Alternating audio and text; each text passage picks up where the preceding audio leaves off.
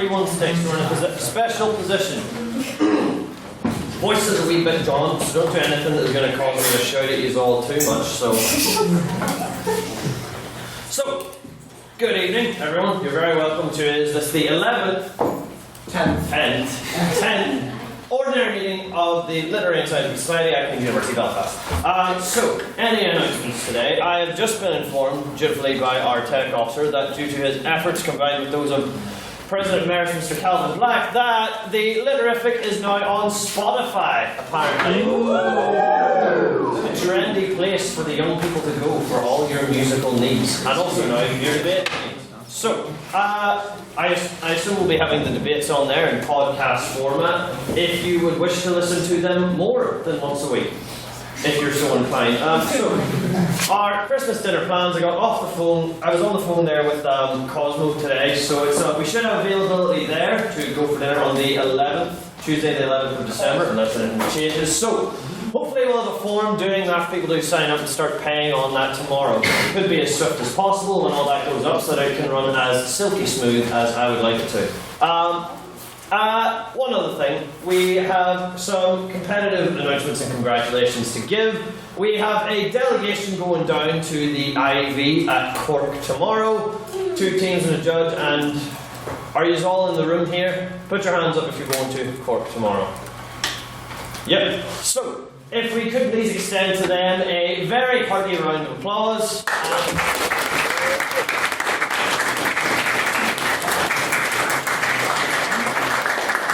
And also to wish them their best, because it's a long journey. I know of it well. Mr. Glasgow's not here right now because he's prepping himself for the early transport. So, and in a similar vein, the rounds of the Irish Times competition also begin next week. So if you could just as dutifully stick up your hand for us if you're going to be travelling down for those competitions. You can see Sir Nairn, Mr. Manning and Mr. McArdle already, and we've got at least 2 other people going as well. So if we could once again extend a round of applause and our congratulations.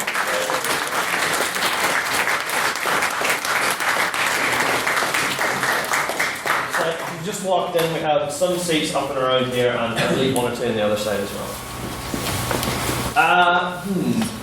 That cover everything? I believe so, yeah. I need to start prepping what I need to say before that, but at this point in the term, why mess with a good thing? So, it is now time to go to the minutes of last week's debate, which was... This Actually, told me it was a surprise. You spoiled the surprise. Sorry, I said before I realised. So, let's welcome up once again your maestro of minuting. Welcome him up, Mr. Matthew Bradley.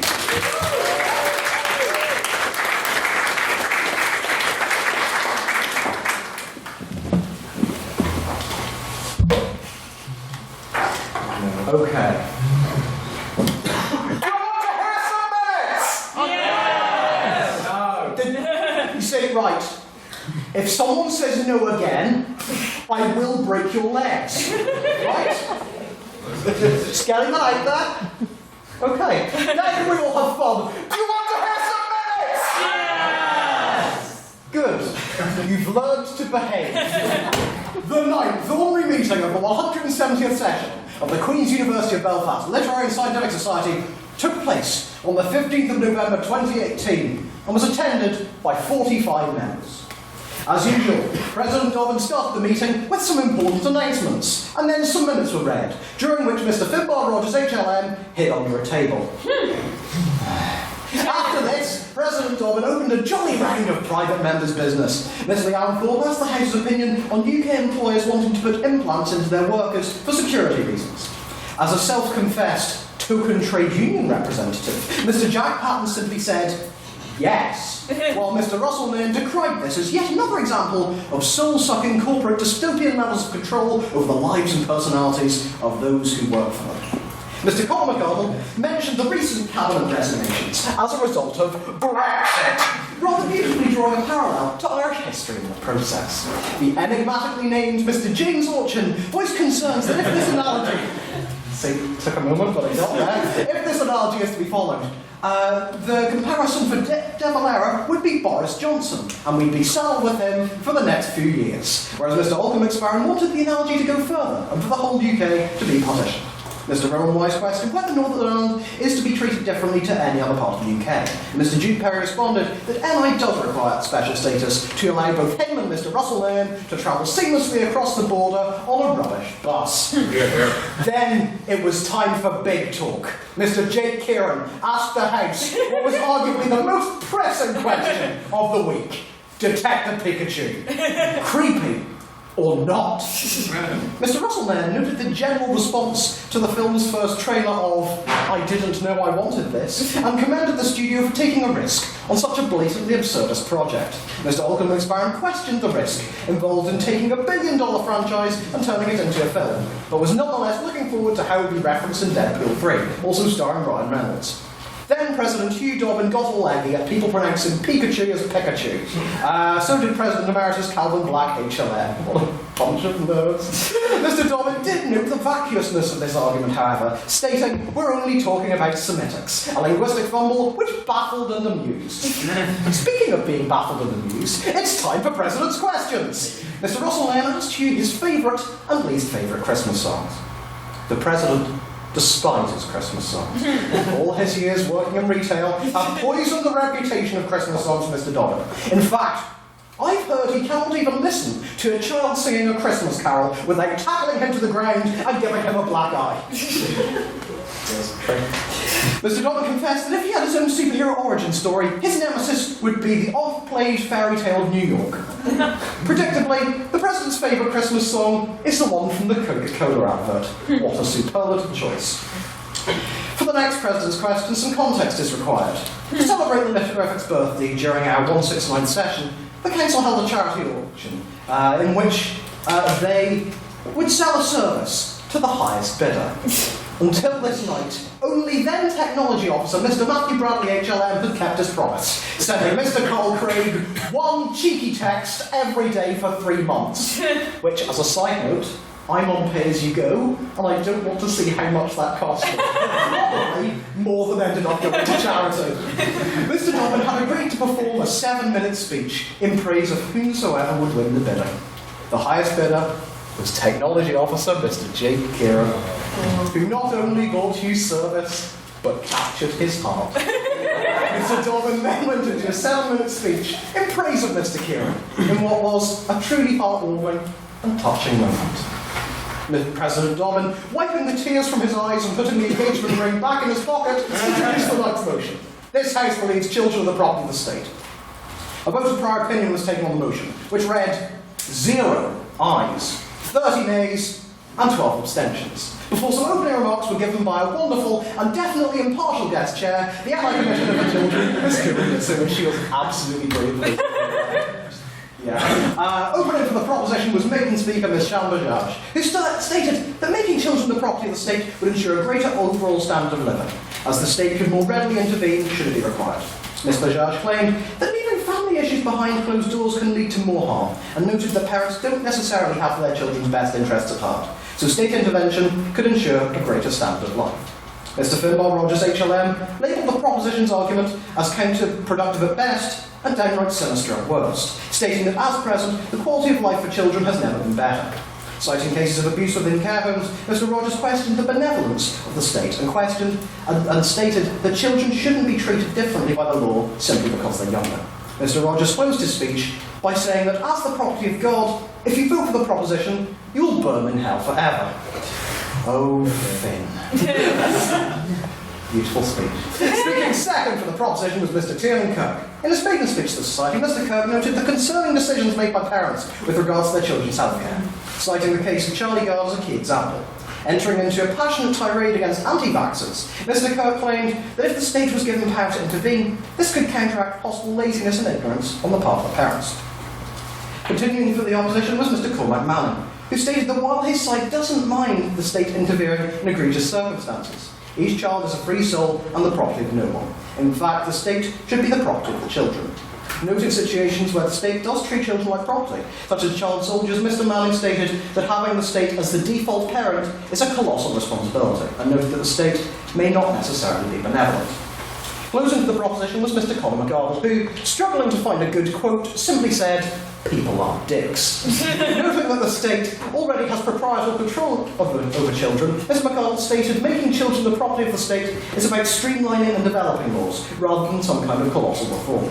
Stating that children do not have the same rights as adults, Mr. McArdle claimed that parents would still be free to bring up children the way they wish, but parameters would be put in place to ensure their well-being.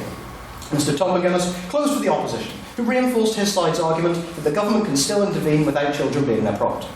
Noting the migrant camps in America as an instance where children become the state's property, Mr. McGuinness questioned to what extent we can dictate to the government what they do with their property.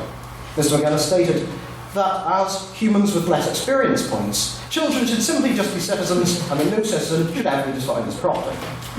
Questions were heard from Mr. James Orchin, Mr. Jude Perry, Mr. Ulkin McSparrow and Ms. Gronny Graham. After a closing address by a guest chair, a binding vote on speakerability was taken on the motion, which read 16 ayes, 22 nays and 5 abstentions, resulting in the motion being defeated.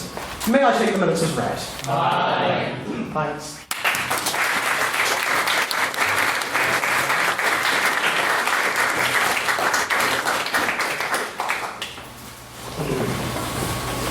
Right. I'm going to break formula by going straight into one announcement that I know I did forget, which is the internal meeting. Very important thing. So, for any of you newbies out there, the internal meeting is our event every semester where we all discuss and have debates about what debates we're going to debate in the next debates. Some of you may have seen that yesterday, a spreadsheet was put up where we suggest the motions for next semester in the same form we do them here. This house believes, this house would, this house regrets, etc. And on the 15th of December, I believe it is, 14th. I was off by one day in the council meeting with absolutely everything as well, so 14th, the Friday. We'll be meeting up to discuss what those actually are. But what I'm going to do is I will all implore you, as members of our little community, to, at the next opportunity you have, to contribute a few things to that spreadsheet. Because the quality of debates is determined by the motions that we get, and it's good to see what all of you guys think. Although obviously I'm just going to put down my own suggestions at the end anyway, and choose those. So please everyone do that as soon as you can. In fact, do it during the President's questions. I'm sure nothing of substance will be there to be heard during that anyway. Now that that's over and done with, we shall move on to the private members' business. So, if anyone has anything, please raise your hand. Mr. McArdle. There was an incident reported this week about a young gentleman who ventured over to an island in remote Indian Ocean waters to convert the native population to Christianity. Unfortunately, they very well and they subsequently killed him and buried him there on the island. And he was told by the government it was illegal to go there. He bribed fishermen and then kayaked over to the island. I'm just wondering what the House's thoughts are on this, and it does bring up a lot of interesting points about the history of colonialism, missionarism, and how is there colonialism in the 21st century world as well. Anyone hear any thoughts on that? At least they buried him.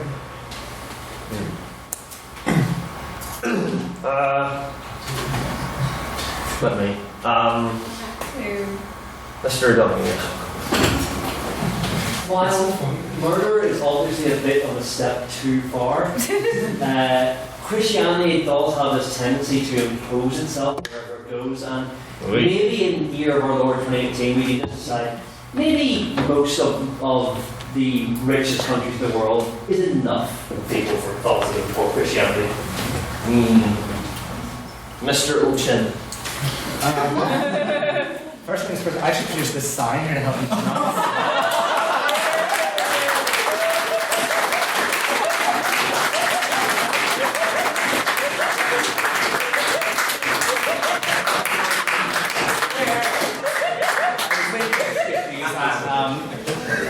Onto the topic of hand, I believe this is an example of the North Sentinel Island in the Indian Ocean. This is an island which has been known for decades. We have a tribe here notoriously aggressive towards outsiders. I think there was an instance of 10 years ago or so when an Indian fishing ship drifted towards it and they were all killed.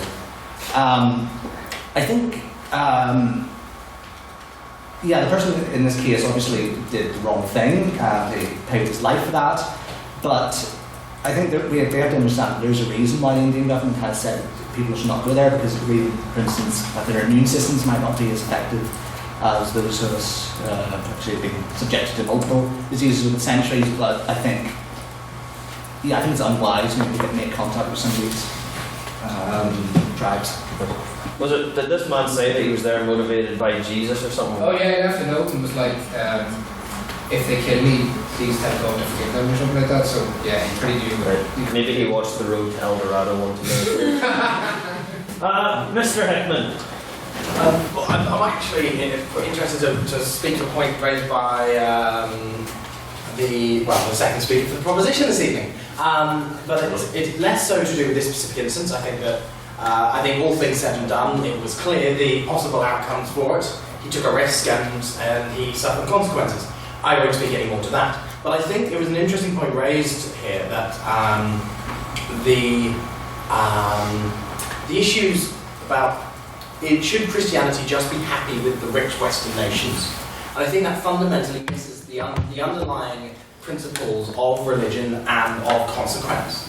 If you're going to ask someone, so take someone in this room, let's take a total analogy. We're going to take Chloe and Russell. We're going to take this as an example because they're right by me and it's easy. Chloe has knowledge that if Russell sticks his hand into this gap in a wall, that Russell's prone to do. Don't run past him. He's going to have his hand chopped off. If Chloe stands by and watches him put his hand into the wall and his hand gets chopped off, Chloe's going to feel pretty bad about that. To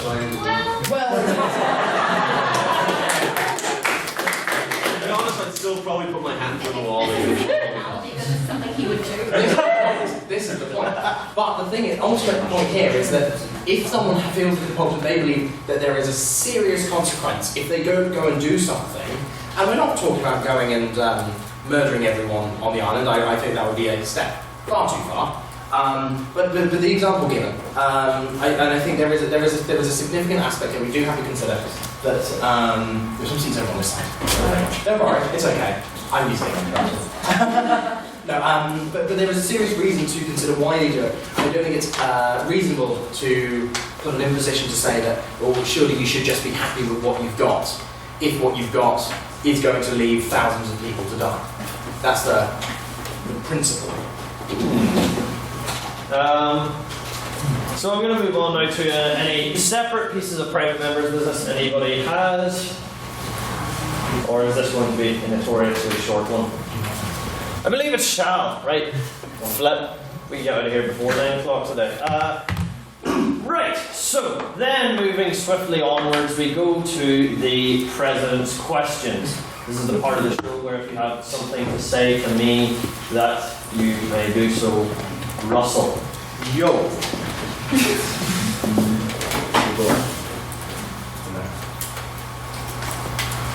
Mr. President. No.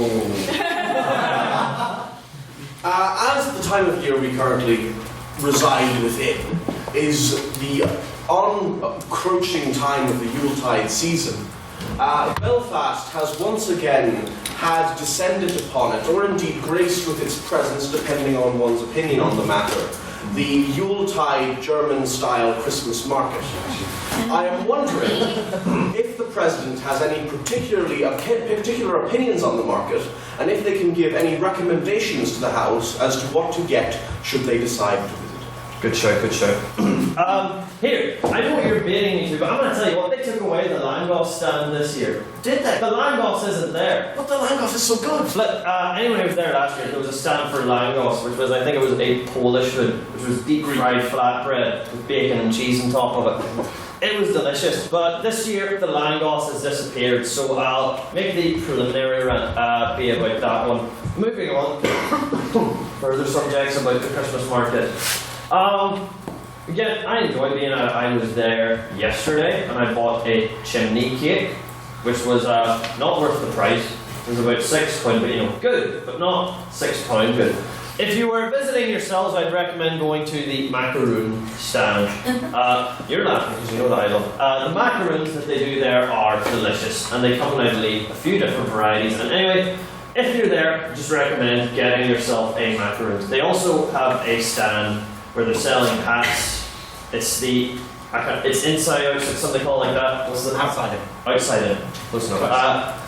For every hat they sell, they donate one hat to a homeless person, and the hats are of good quality and not that expensive, so that's a good cause to go to if you're in the area of the market as well. So, that is my views on the market. Get a macaroon and a hat. Are there any other questions? Mr. Bradley. As I'm sure many people in this room will be aware, last week saw the release of Fantastic Beasts: The Crimes of Grindelwald. So, wait for it. If President Dobbin was going to make a disappointing prequel film about the Litterific, who would you cast as E.L. Godkin, and what continuity changes would you make? Daniel Day-Lewis. Ooh. Daniel Day-Lewis as E.L. Godkin. That's what I'm going to do. And continuity changes. This is how I get put on the spot by these things, and I can't always sound instantly witty and funny, as everyone knows I actually am.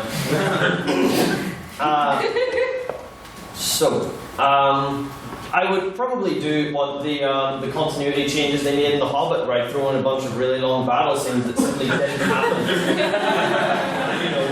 Stretch it out into 3 films, whenever actually it could have just been 1 film, and then release a painfully long extended edition of the first one that no one wants to see. And then I'll put Billy Connolly riding a pig for some reason. But that would give a commentary and other people I didn't like. Also, Fantastic Beasts: Crimes of Grindelwald is terrible. Don't watch it. I'm sorry. It's seriously bad. I was there with Shay, and Alex was there, and Pippa was there, and no one else that I know. And there was what was meant to be an incredibly serious scene that both Mr. Gladney and myself are in complete hysterics. And the entire rest of the theatre there hated us. I could literally see multiple rows of eyes turning back to me for how hilarious I thought it was. I'm not going to spoil it. It's critical to the plot, which is bad. Anyway, if you really do want to see the film, obviously do as well, but this is my soapbox. This is the only place I can get people to listen to my opinions on things. So, are there any other questions in the room? Mr. McGarvey. I just sort of noticed some slanderous graffiti behind the president there saying this house wouldn't reach you, Dobbin. Is this, just like Theresa May number 10, is this an evidence of an attempted or failed coup against the president? Let's just hold on.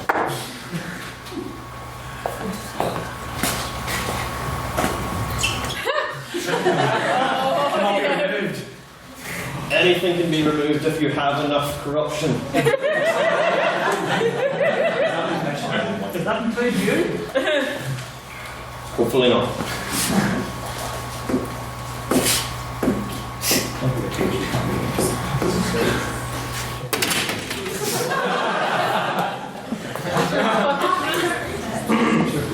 Hark! What's this? A message from the board. So today's board says this house would venerate Hugh Dobbin. It's clear that the debating gods have sent us a motion for help. Can someone second it, please? Second. It's predestined. I actually have to put it to a vote, which is obviously not going to go how I want it. So, the motion is this house would venerate Hugh Dobbin for his years of dutiful service and bringing a wee light to your lives on every Thursday evening. I'd say it's like the X Factor, but hasn't dwindled in quality over the last 10 years. So, if you would wish to vote in favour of that motion, please raise your hand and say aye. Rip me.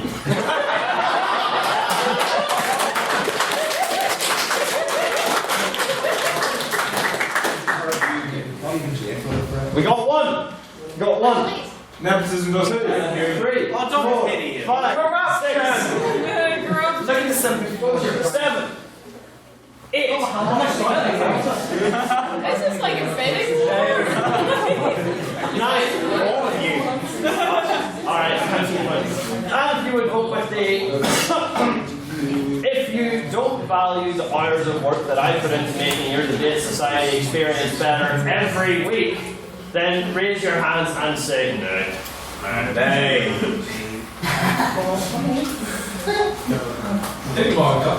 And if you would abstain from that, raise your hands and say nay.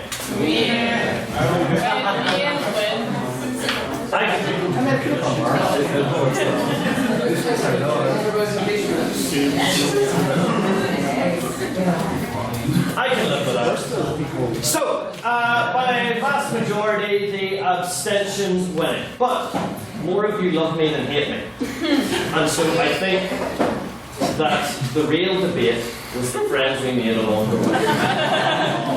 And do we have any other President's questions? We're running on a bit, so hopefully. Miss Dobbin. Hello. I was just watching you sitting there, and I just thought I'd get the President's opinion on his attire and on, I don't know, the good, I can't think of the word that I'm looking for, but a dress suit and those socks. What socks? Where did you see my socks? It's my first inside. Is this just me like showing off my What are your socks? the Captain America? And the same over here. So, It's okay. I wear taller socks. That's the tradition. I just have to wear one fun clothing item to reduce the degree to which I hate myself. So, thank you for the question, and I hope you're all very impressed by my socks that I choose to wear. And I'm very impressed that it's more interesting to ask questions about my socks than apparently it is to ask a question during the bit where we talk about the world's politics and current affairs. I think that says a lot about everything. So, waste too much time. Mr. Nair.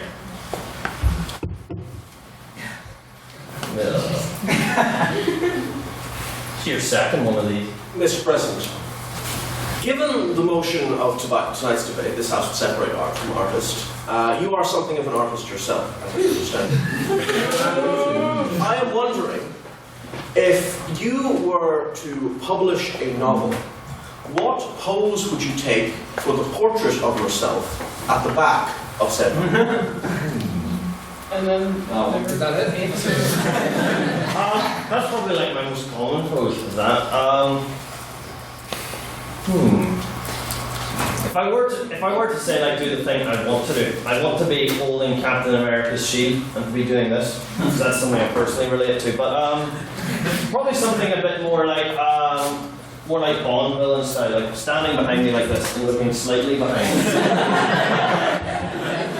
So that you can see one of my eyes, but not the entire face, to add a sense of mystery. Hope that satisfies the content. I'm so satisfied.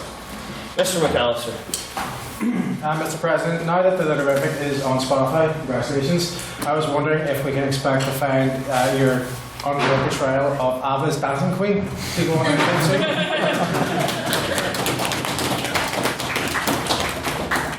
Against the terms and conditions, are you allowed to just put straight up covers on there? No comments. Very useful. There are loads of colours on Spotify. Okay, well, if not, then you can find me on my Mumble Rapper account, Lil Dobbin. Right, are there any other questions, or shall we be moving swiftly onwards? It is the time. I think I've run out of comedic material anyway. So, the time is now 20:08, and this week's motion is this House would separate art from artists. It is time now, as it always is, to go to the prior opinion vote. This is where we all say how we felt about this motion coming in and where our opinions lay. So, if on prior opinion you would vote in favour of this motion, please raise your hands and say aye. Aye. This House would separate art from artists. Yeah.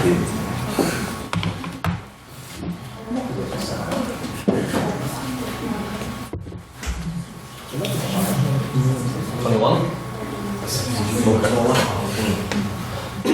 And if you would vote in favour of the opposition, please raise your hands and say nay.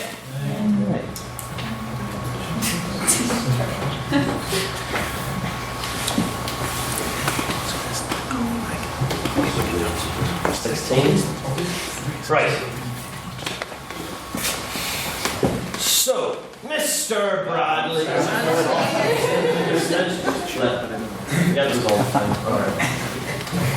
I am ill. Abstentions then, if you would vote abstaining, please raise your hand and say yeah. Fair enough.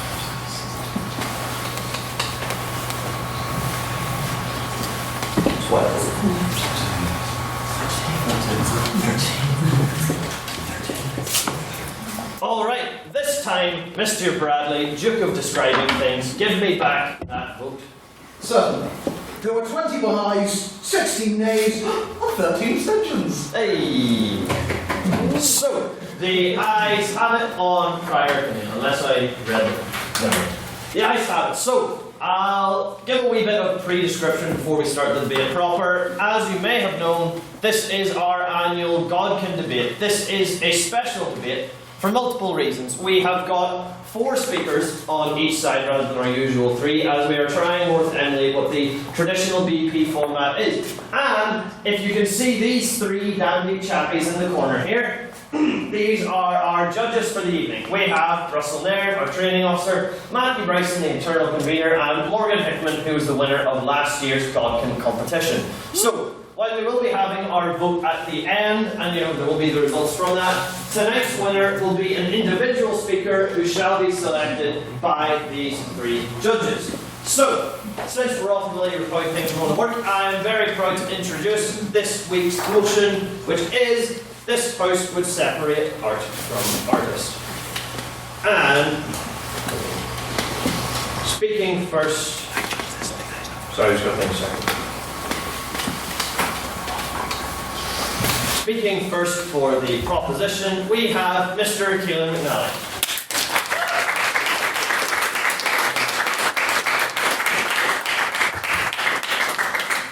Thank you very much.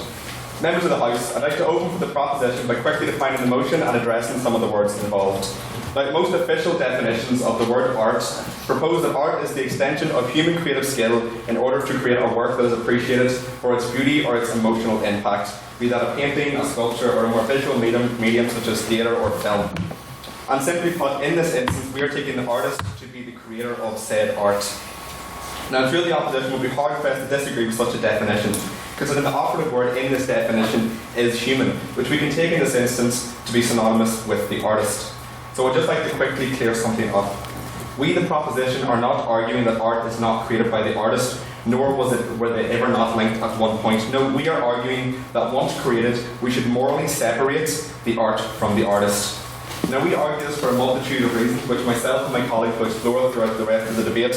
My colleague, Mr. Donegan, will talk extensively about the death of the author theory and how separating the art from the artist undoubtedly increases our appreciation of the art itself. Mr. Gilmore will describe how the relationship between art and artist transcends the interpretation of the creator.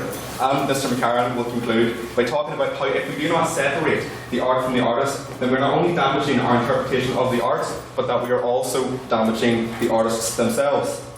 So I'd like to begin by talking about how the separation of art from artist is not simply an unachievable ideal, as the opposition may have you believe, but rather it is something that we are already capable of, and indeed should be doing more of. We can look at a painting, a sculpture, a vase we've never seen before, and we have no perception of the race, the gender, or even what the person who created that artwork looks like. However, we, the proposition, do appreciate that there may be some difficulty in separating art from artist in the instance where the art in question is a visual performance. And indeed, this is where a lot of the controversy arises in the modern media. Controversy which with the estimation speaker, Mr. McCarran, I'll defer for a second, will talk about in his speech. Yes, I'll take it now. But even where the artist doesn't have an actual physical presence in the piece, say a director of a film or a sculptor, there's still undeniably the presence of their personality in the work. Would you not deny that?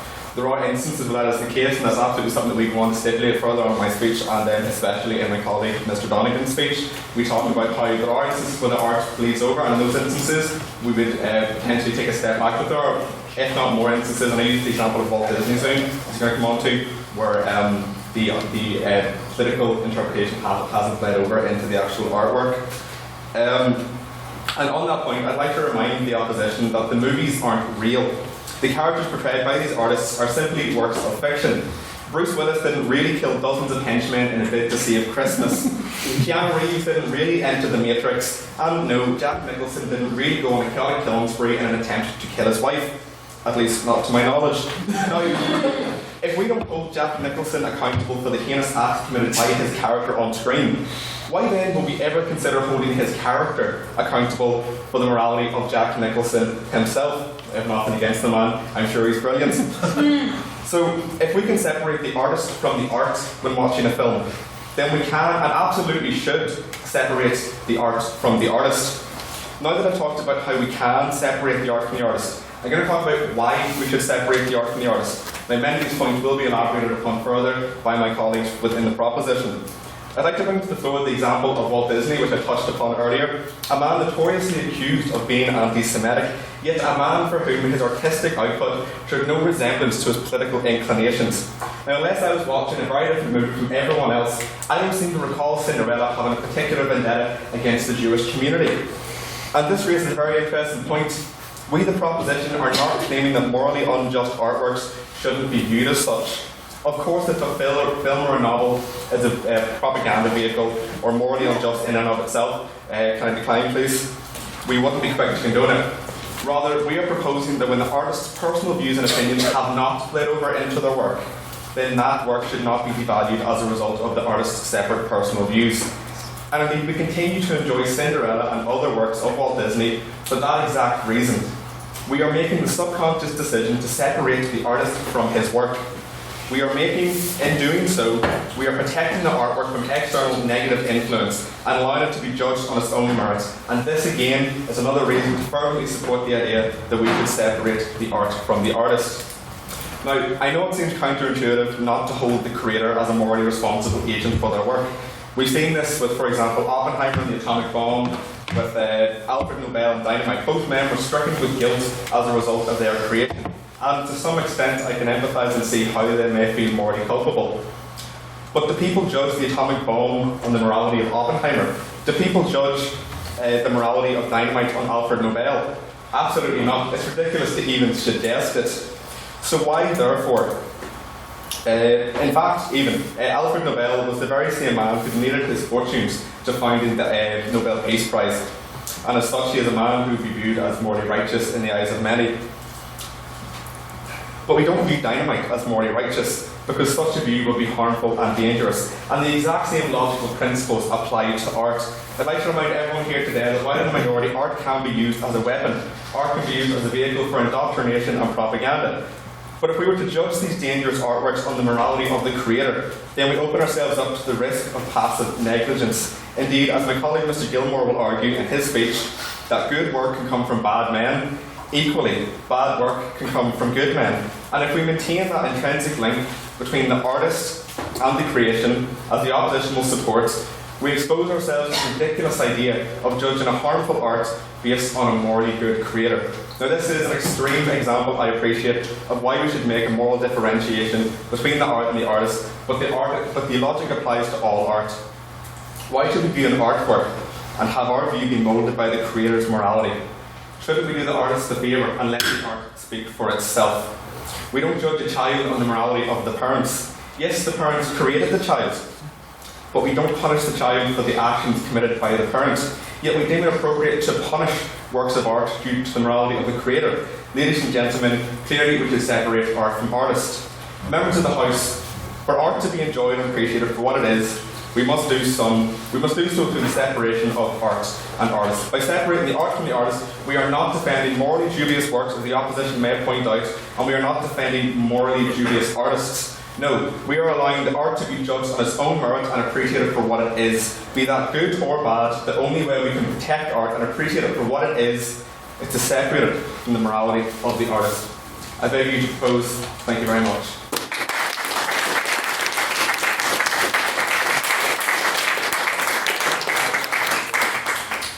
And if we could get a second round of applause for what was Mr. McNally's maiden speech.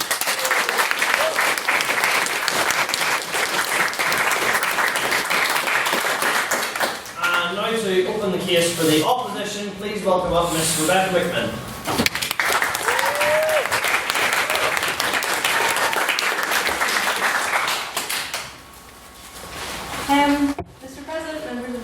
I'm here this evening to open for the opposition in this debate and to tell you why we would not separate art from the artist. I'd like to start with a quick point of rebuttal with the first speaker from the proposition, who started his speech by saying that we are very capable of separating the two. I'd like to take a moment to remind us that this is not a question of whether or not we can, it's a question of if we can, should we? This debate is about to what extent we can appreciate the work of artists regardless of any background which went into the art's creation. And our answer is we cannot and we should not. As I'll aim to explain, we must view all art as always carrying some influence from those who have created it. And we must ask ourselves to what extent we're willing to support these artists. Saying that we would not separate art from the artist to us means refusing to support some certain art in light of the artists who have made it. Next point. One thing that's important to understand in this debate is what art really is. As the proposition has said, it is human. It is, by definition, the expression of human creativity and human imagination. Simply put, it's how an artist expresses themselves. And that's exactly why we see it as inseparable from its artist. We would not separate the two, since the expression of the artist so heavily influences the art itself. Yes. Talked about art coming from emotion, which we touched on, and you said because it's influenced by the emotions of its creator, and then it should be associated with its creator. But we should not argue then that because of the emotion put into it, it's up to interpretation by many people, and a lot of emotions that were originally conveyed by the artist, they might not be, they might be interpreted differently by people watching it, or different emotions that the artist intended might not be seen at all by the people who see it. My answer to that would be if the emotions were present in the creation of the art, they are present in the artist, in the art itself, regardless really of what individuals choose to read into it.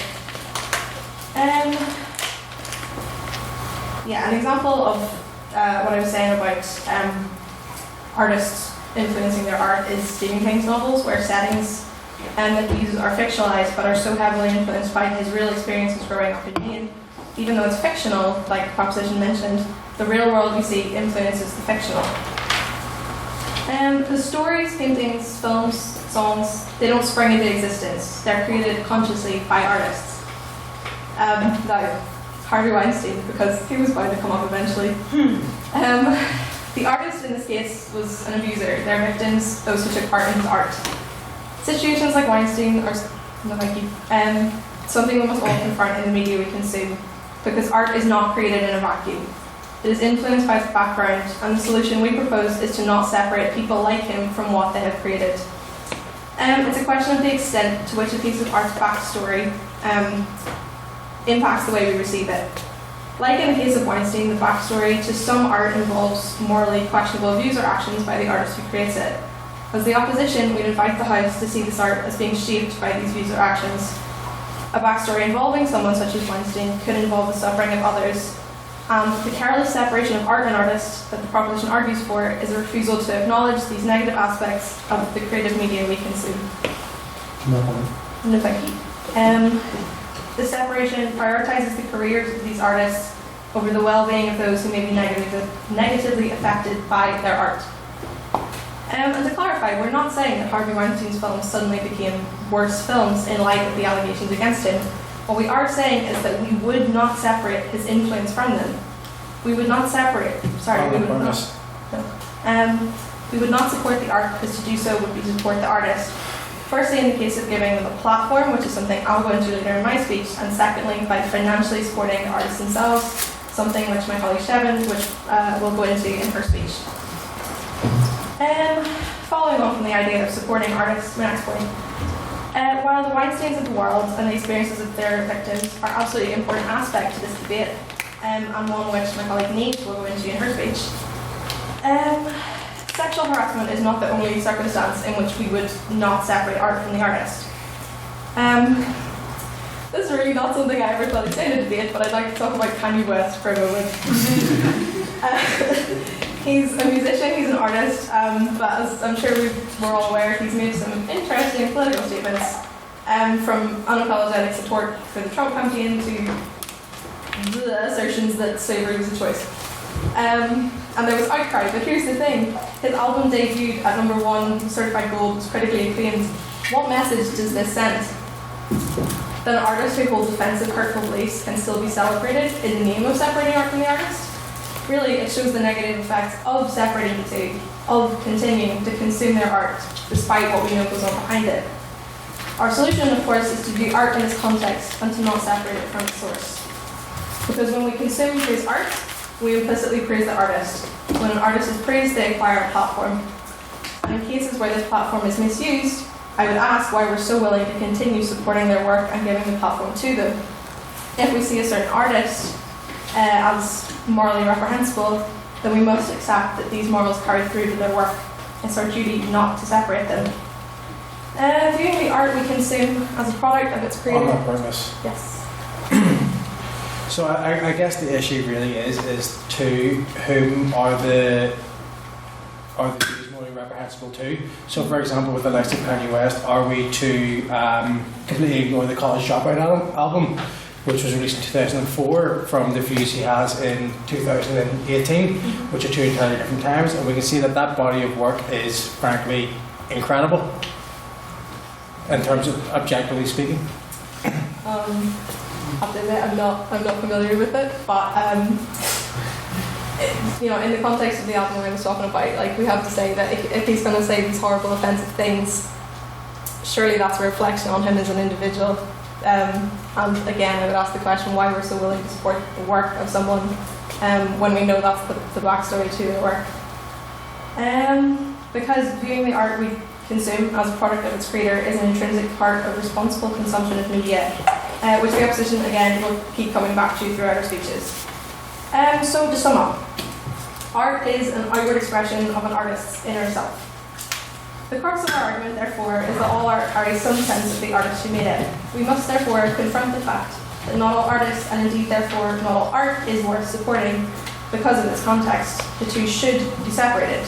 So for those reasons, I would urge Scottish to vote with the opposition.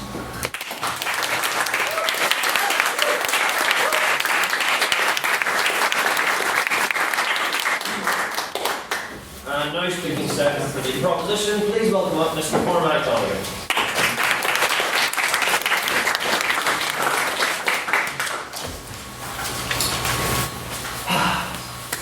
To the esteemed individuals of the House, as well as our handsome judges, I stand here tonight with a heavy heart, for I must announce that tonight, for the sake of all art, the author must die. Hashtag RIP. But there's a twist in this tale. The author will not die, simply die. They must be murdered by each and every one of us. For those of you blissfully unaware as to what I'm on about, the death of the author is a fancy way of saying that the creator of a work should not be the sole arbiter of what that work means. The audience should be free to disagree with the artist, to apply their own perspective and ideas to the art, and come away with an interpretation that is completely valid in its own way. And to some extent or another, this is something we all already do. After all, it's not like the artist often tells us what their art means before we experience it. When we walk into a movie theatre, rarely are we handed a leaflet that itemises the themes and ideas the artist wishes to explore with their film, unless you David Lynch. On that point? No thank you. In the natural way we go about these things, we just don't go into a work with the author's perspective in mind. The only perspective we go in with is our own. The words and images of the art come from the creator, yes, but through our eyes and ears, they tumble into a whirlwind of our own biases, beliefs, culture and expectations, an inner world that is utterly unique to us. On that point. No thank you. Who we are now will change how we see a work of art. It's inevitable. Will two people with completely different life experiences see the exact same things in the exact same painting? Of course not. Because experiencing art isn't like receiving a list of themes and rhetoric from the author. It's more like a relationship. Not between us and the artist, but between ourselves and the art. The art brings itself, its colours and shapes and words, and we bring our expectations, biases and existing opinions. And through those things together, we create the art's meaning for ourselves. Not point. No thank you. There's only one thing we can't separate from our understanding of art, and it's not the artist. It's us, the audience. And that goes both ways. What the author sees in their own work is as much a result of their own biases, belief, culture, and expectations as it is for us. The difference is, those cultures change. Times change. We change with them. And we shouldn't be forced to agree with the author forever. Their will, I think, should not be immutable. Because when we take the author's word as gospel for their work, their intent holds the art in a cage of their own ideas, biases, and beliefs, letting no other perspective inside. But when we allow ourselves to experience a work of art without that spectre of the artist hanging over it all, we let it transcend the constraints of its writer's imagination and free it to become whatever we believe it to be. Sorry, no thanks. My fellow speaker Mark will discuss this further, but I'd like to highlight a specific example of this in action, a choice that is the result of my own biases and culture, most prominent of which is that I'm a massive dork. It's something that was intended by its original creator as a piece of light family entertainment, but has grown so far beyond that with time. It's become a story about how the old ideas, the dark ideas of fascism, racism, cannot be allowed to crawl out of the grave and into modern society. How you must fight fascism and hatred wherever we find it. And how we must never, ever stand by and allow ourselves to be taken in by these ideas in the name of politeness and political gain. Sorry. I speak, of course, about that all-time work of counterculture genius, Doctor Who and the Power of the Daleks. Certainly, the story's writer did not write this tale with things like Bolsonaro's Brazil in mind. But when I watch this serial, my eyes see sharp commentary of politics in 2018 in every frame. The relationship I have with this work, where it shows me this story, and I in turn bring with me the world in which I live, is what creates this reading. I'm sure there are people who disagree with me in that interpretation, but that's fine. Because the beautiful thing about seeing art in this way is that you never have to invalidate anyone's perspective. The only truth that exists is what we see through our own eyes, which are never the same as anybody else's. Where some see one thing, you see another. And where some see nothing, you might see everything. There's one example of this that stands out clear as day in my mind. Something I saw in a work of art that helped me make me a happier, better person. And I saw it in a place that no one would ever think to look. 2013 classic of cinema, Man of Steel. Trust me on this. I must confess, this ill-regarded film is a personal favourite of mine. Yeah, it's got flying men shooting eye lasers at each other, and that's always nice, as are Henry Cavill's abs. But what I love has much more to do with a personal reading that no creative involvement with the film would ever suggest. Man of Steel is one of my favourite films because in it, Superman is gay. Not literally, of course, but there isn't a shadow of doubt in my mind why a story about a young man, isolated from his peers, struggling to come to terms with himself and a part of himself he is encouraged to hide by both the conservative, Christian environment in which he grew up in and his accepting but not understanding parents, struck such a chord with a young, bisexual boy trying to come to terms with that part of himself while growing up in a deeply conservative environment. That's not what the film's creators had in mind. On that point? Sorry, no. But I don't care. It's what the movie says to me, and it's the only truth I'm ever able to see in it. That movie may mean something to you, it may mean nothing. But this is what my relationship with that film says. The words we speak when we speak as one, when its hands are in mine. Words that made me better. A world where people can't experience that is not a world I want to live in. I want to live in a world where we have overthrown the tyranny of the artist. A world where the author is dead and the reader is born. Because art is just so much more when we separate it from the artist. It becomes a mirror for ourselves. No, more than that. It becomes a kaleidoscope of us and the art together as one. An infinite prism eternally reflecting ourselves. Let's not submit to the artist, to the imposition of their will onto ours. Instead, let's embrace our own inner selves, the lights inside that shine only when we see a work reflected back at us. Because what art really is, without the artist, is nothing less than two hearts. Yours and the heart the art reflects back at you, meeting and becoming one. Without the artist, art becomes love.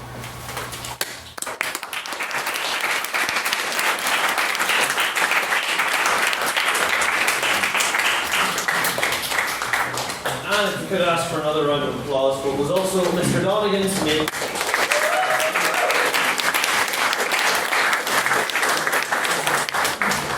And now to continue the case for the opposition, please welcome up Miss Shevin Matt.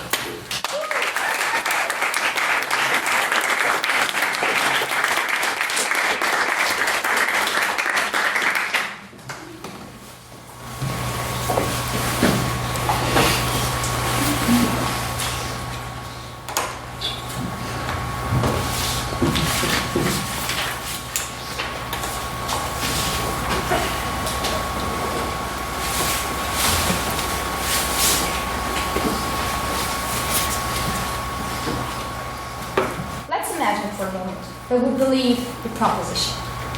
And after this debate is over, when we all eventually go back home and decide to, just watch some Netflix before going to bed, but then we remember their words and think it's okay to watch House of Cards.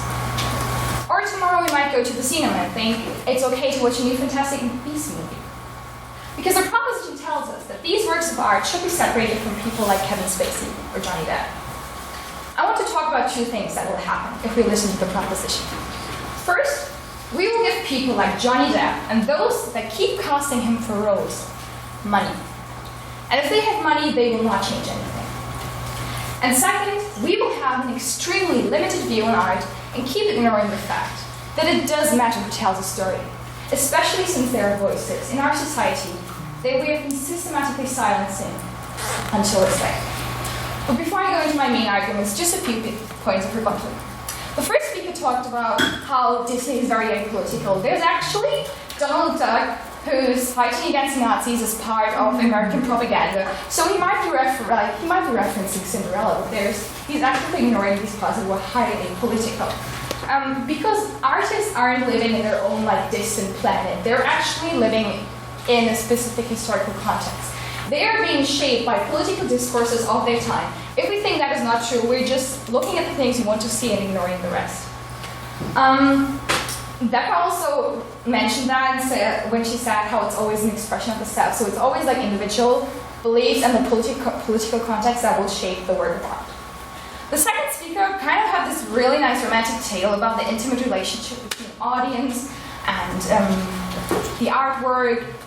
This argument really works nice in a very literary academic context. It's basically literary theory 101. Of course, his fantasy of himself and the artwork alone, without the author bothering, comes at the cost of those people in society that are most vulnerable, that are the weakest people that need most help. So just to have this intimate relationship between a work of art, should we really put these people in danger and let them down?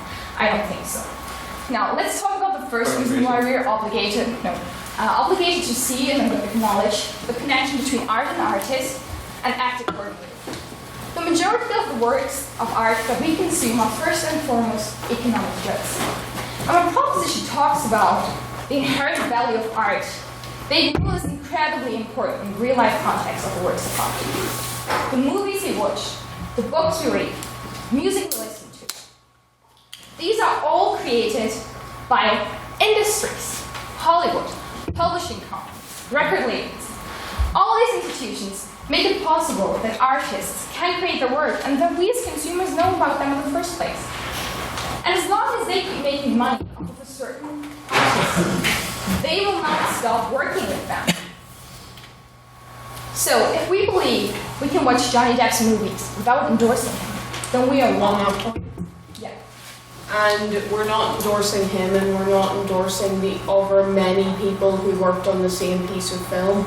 So you're basically punishing one person and completely ignoring the rest of the other people. Yeah, we are. That's fine. They know that person. No one is.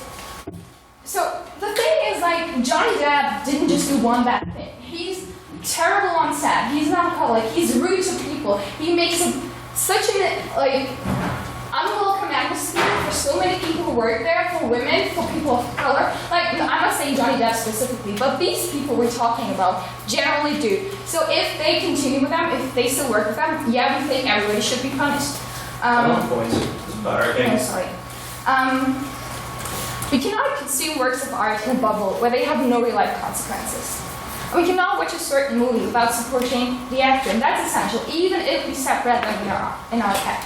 So even if we would believe the proposition and just make a distinction in our mind, it still has economic real-life consequences. What information? At the end of the day, what Hollywood says is that we keep watching Johnny Depp's movies, that they keep making money off of that person. If we don't care enough about sexual abuse, about racism, about homophobia, why should Hollywood bother? They will not care either. Need will talk more about the Me Too movement. But just let me say one more thing about it. It's not a new phenomenon that we have sexual abuse in Hollywood. It's been going on for decades. And they didn't do anything about it until they started to fear that the public attention would make them lose money. The second reason why we shouldn't separate art from artists is that it can be a significant part of the overall meaning of the piece of art. I want to illustrate this by giving an example. A few months ago, Scarlett Johansson was cast for the role of a transgender man. She quit the role after a huge backlash by the LGBT plus community. Now, Scarlett Johansson might have done an amazing job. She might be seen as a talented actress. And her work of art, the actual performance, might be perfect in its own right. So why was the backlash so 100% justified, and her quitting the role the only right thing to do? Because the artist does matter. And the work of art has to be seen in the context of its artist. Casting people that rarely see themselves represented in the media for the movies that are supposed to finally represent them is so essential. To support the proposition's motion would mean that we would want Scarlett Johansson to play the role because her performance would be inherently better, and she would be an inherently better actress. The proposition tells us to only look at the performance without thinking about the relation between the artist and the story they tell us. If you don't agree with that, if you think trans people should be played by trans people, and people of color should be played by people of color instead of being whitewashed, then you already acknowledge that art and artists are inseparable. You already know that to understand the work of art, you need to understand the artist. And that the seemingly same piece of art might not be so similar after all, depending on who's created it. Now, if you're still not convinced, we will also talk about the responsibility we have as consumers of art and the victims of certain questionable artists and what this motion might mean for them. I hope these arguments together will convince you that maybe you should change your attitude you had until now. And when you would just watch some Netflix before going to bed tonight, maybe you should think twice before choosing House of Cards. Thank you.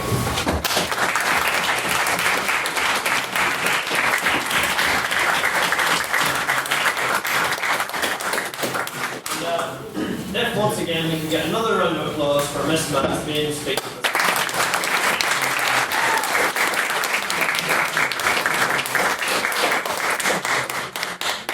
Okay, and please welcome up speaking first for the proposition, Mr. Mark Gill.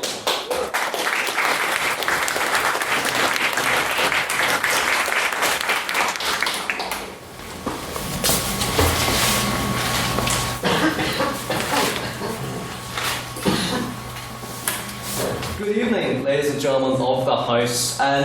Firstly, I'd like to start tonight's debate with a few words of wisdom. Words build bridges into unexplored regions. Such amazing words. A particular favourite quote of mine. Another quote. This quote is for the spirit of tonight's debate. For everyone speaking, it doesn't matter whether we win or lose, because essentially, we should do not compare yourself to others, because it's an insult to yourself. And for the losers of tonight's debate, sorry, not been decided yet.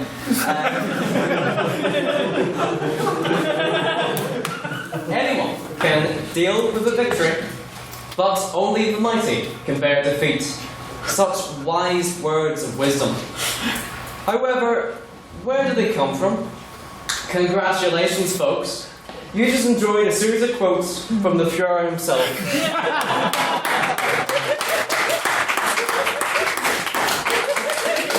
As it is to believe something good can come from bad people, from bad places. It's disturbing and it's unfair, but you cannot deny that these aren't good quotes because of the person who said them. Art can sometimes contradict its creator.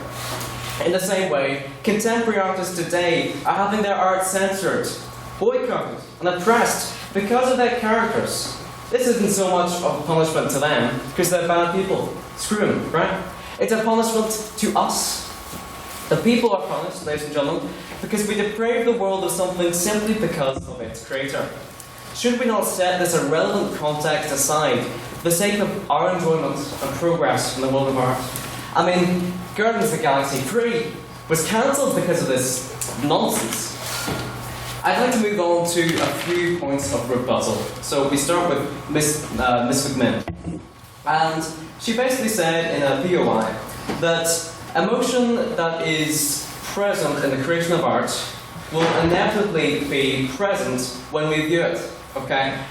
We are not mind readers. We cannot tell exactly what's happening in the process of the creation of art. And we cannot tell all the emotions that go into it. Another point that she made about Weinstein. He is separate from his work because if he wasn't, we would realise the suffering behind it before the allegations came forward. Okay? We should not make people feel guilty for enjoying some of his works. Should we make them feel guilty after they've recalled in horror once the allegations have come to light? Moving on then to Miss Matt. She said people should not be separated from the things that they enjoy, or be made. She didn't say that. This is what I'm saying in rebuttal. We should not make people feel guilty for enjoying things that have an area of controversy around them. Secondly, Disney Nazi thing that was taken completely out of context. That was again the Nazi Donald Duck. That was in fact actually thinking Nazis in the bad light. That was taken out of context. Some of the opposition, yes. I believe you misunderstood her point. I think she was more trying to suggest that it was an inherently political piece of work, showing that such an inherently unpoliticised thing, such as Donald Duck, can be used in political manners, rather than criticising it for Donald Duck being a Nazi. Fair enough. I was going to say that the opposition have a particular habit of taking things out of context, but in addressing that, I would say that, of course, artists are going to reflect things politically. However, we have a right to choose how we interpret that. We have a right to choose how we enjoy art, but that doesn't have to be linked to the artist itself. She talked about how Johnny Depp being paid. Johnny Depp should not be paid, he should be completely cast aside. But Johnny Depp has already been paid, you know. The only person you're punishing by boycotting his work is the production company that you say are so victimised. So you're punishing the victim when you boycott his works. Yes? He's not going to die tomorrow, so he has maybe 20, 30 more years where he could produce movies, so our decisions might actually change something. Okay, you're saying we should financially, in viewing his works, we financially benefit him for future opportunities, is what you're saying, yes? Yeah. So we are financially actually giving him money. That is true. However, it is for something that does not reflect his character. Art contradicts its creator, I said this before. So, in actually financially supporting him, you are financially supporting a change in his character. His character does not reflect the art itself that he's about. Moving back to my point on it. When we look at the paintings of Hertha, we are not able to tell that his mind was on the extermination of 6 million Jews. It is completely separated from its evil creator. I harken back to my colleague Mr. McNally's earlier point. The crimes of the parent should never be passed on to the child, because to do so is barbaric and unjust. If Ed Sheeran was to turn into the devil incarnate tomorrow, should we still listen to his music? Should we still enjoy it? You should, because if his music is still the class tunes he's regularly banging out, then you're supporting the devil financially. You're supporting the devil financially, but you're doing so in music that does not reflect his character. You are financially aiding something that is completely contrary to his character, and it's actually supporting a character change in him.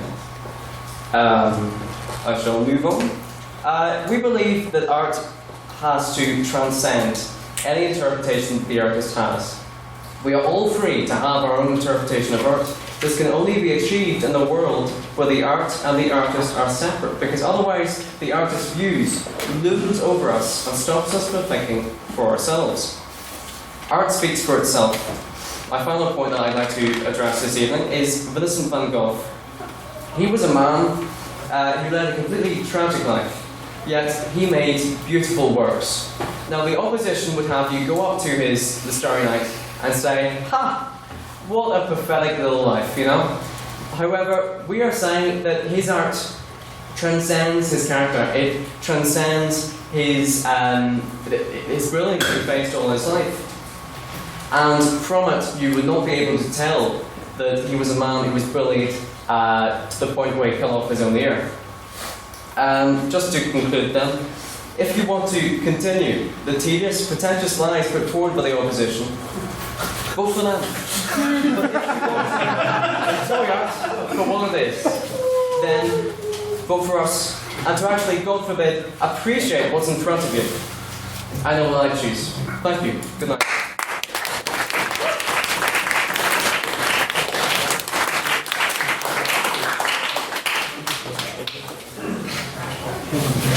And now speaking thirdly for the opposition, please welcome up Miss Maiden Speaker.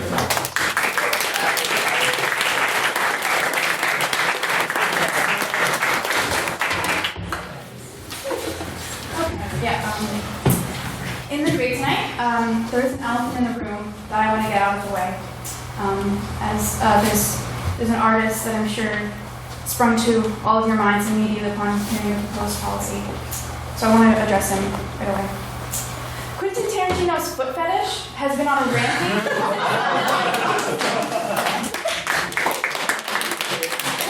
Cannot be watched without recognizing that Tarantino has just been contributing to his own personal porn fodder, and we've been supporting him in this endeavor. How can we as the audience, in good conscience, allow this to continue? People should know that they'll be subjected to at least 2 minutes of bare feet when they pay to see in Tarantino's movies.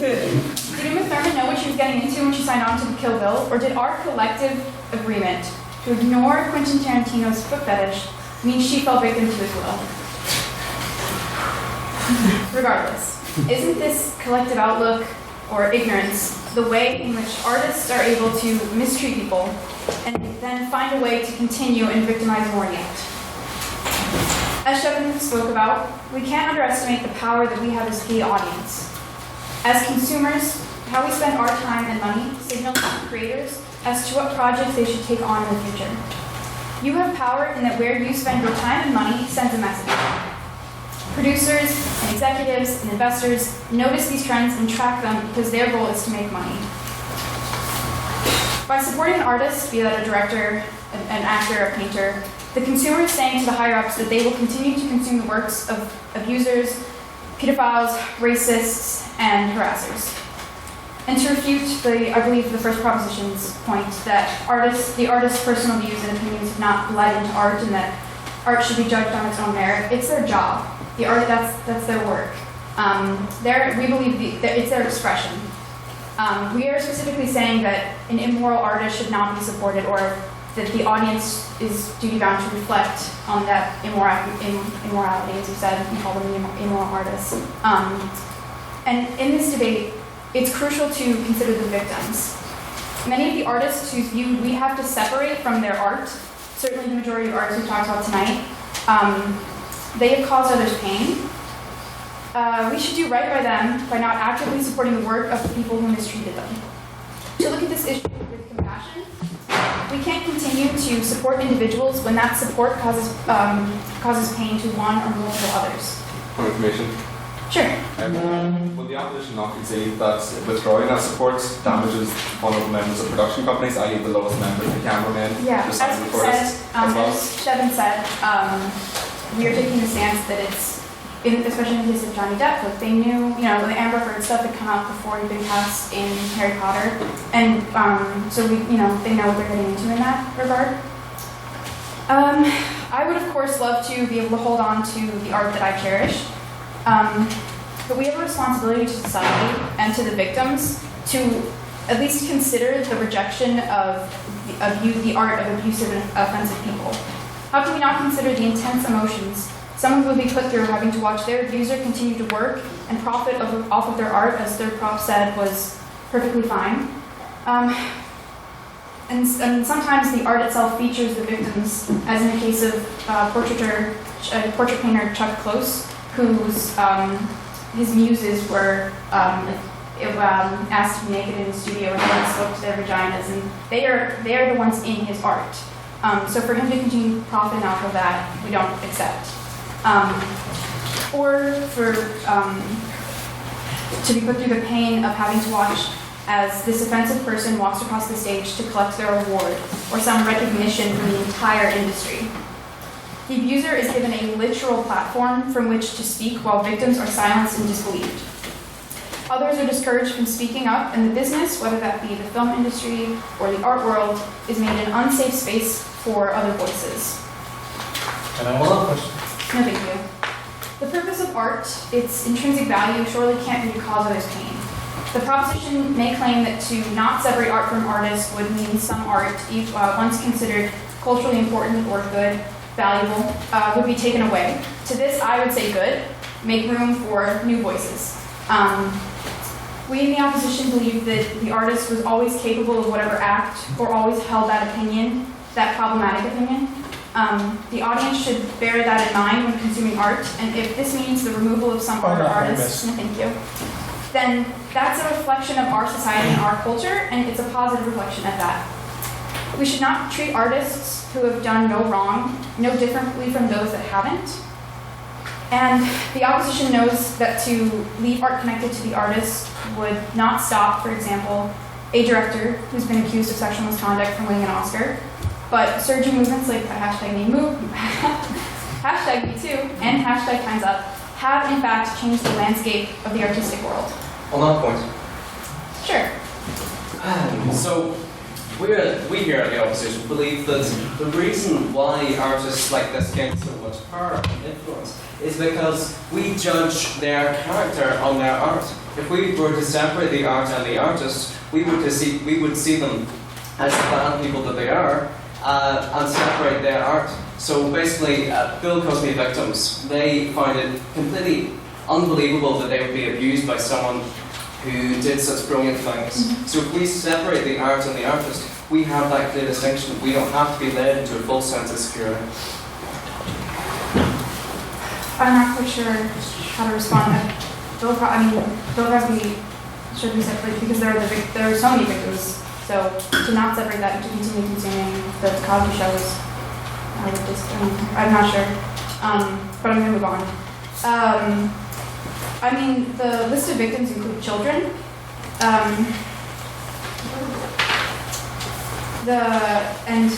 While the proposition talked about censorship, we would argue that censorship is not the audience deciding to not consume certain art, knowing censoring the art.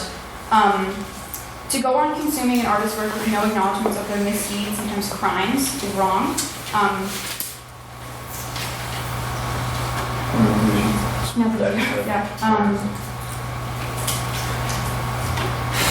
When we separate the art from the artist, we are in a sense allowing horrible people to get away with it just because we can't handle an admittedly beloved film or painting being tainted. But then, in a sense, we always consume media with a bias. Art is inseparable in that way. The audience oftentimes knows the gossip surrounding the piece of art before even seeing it. To conclude, why does the artist get special treatment? I'm going to apologize for this. If the Domino's pizza guy locked you in a room and masturbated in front of you, he would be fired. He would be fired. He would not be allowed to make more pizzas. So what if Woody Allen's films inspire you? There are other pizza places just as there are other directors. And if you want to stick with Woody Allen, fine. We've said that. But you have to acknowledge the fact that there are credible accusations against him and that the main reason he's still working today is his celebrity status. The pizza guy doesn't have that celebrity status, so he gets fired. You pause for a moment before ordering from that same pizza place, just as we, the opposition, are asking you to pause and consider the victims and your responsibility as the audience invoked that art shouldn't be separated from artists.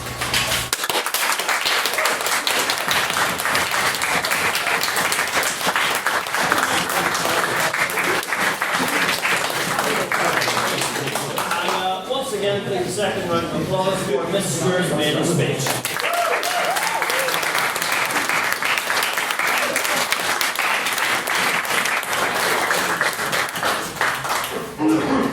And now to speak fourthly and lastly for the proposition, please welcome up Mr. Ben McCarran.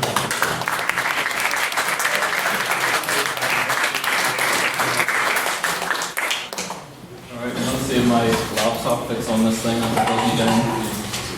I don't know what I'm gonna do.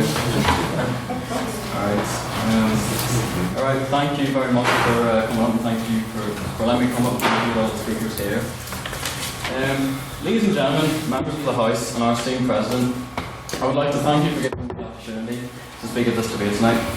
Before I begin to make some arguments supporting my esteemed colleagues, as well as new arguments following on from them, I would first like to make a series of rebuttals from the opposition's points. One thing that the second speaker said was that it shouldn't be okay to watch the show House of Cards because Kevin Spacey starred in it and he is objectively quite a terrible person. However, the show, objectively, has absolutely nothing to do with Kevin Spacey as a person. His character was written by a separate writer. His makeup was done by somebody else who wasn't Kevin Spacey, at least as far as I know. The cameras that filmed him were operated by people who were not Kevin Spacey. So then, why should we say that it's not okay to watch this show? By all means, we should boycott Kevin Spacey as a person, because he is a horrible person. But remember that the focus of House of Cards has absolutely nothing to do with Kevin Spacey, the person, or his life. He's merely a small percentage that helps paint the picture of the TV show.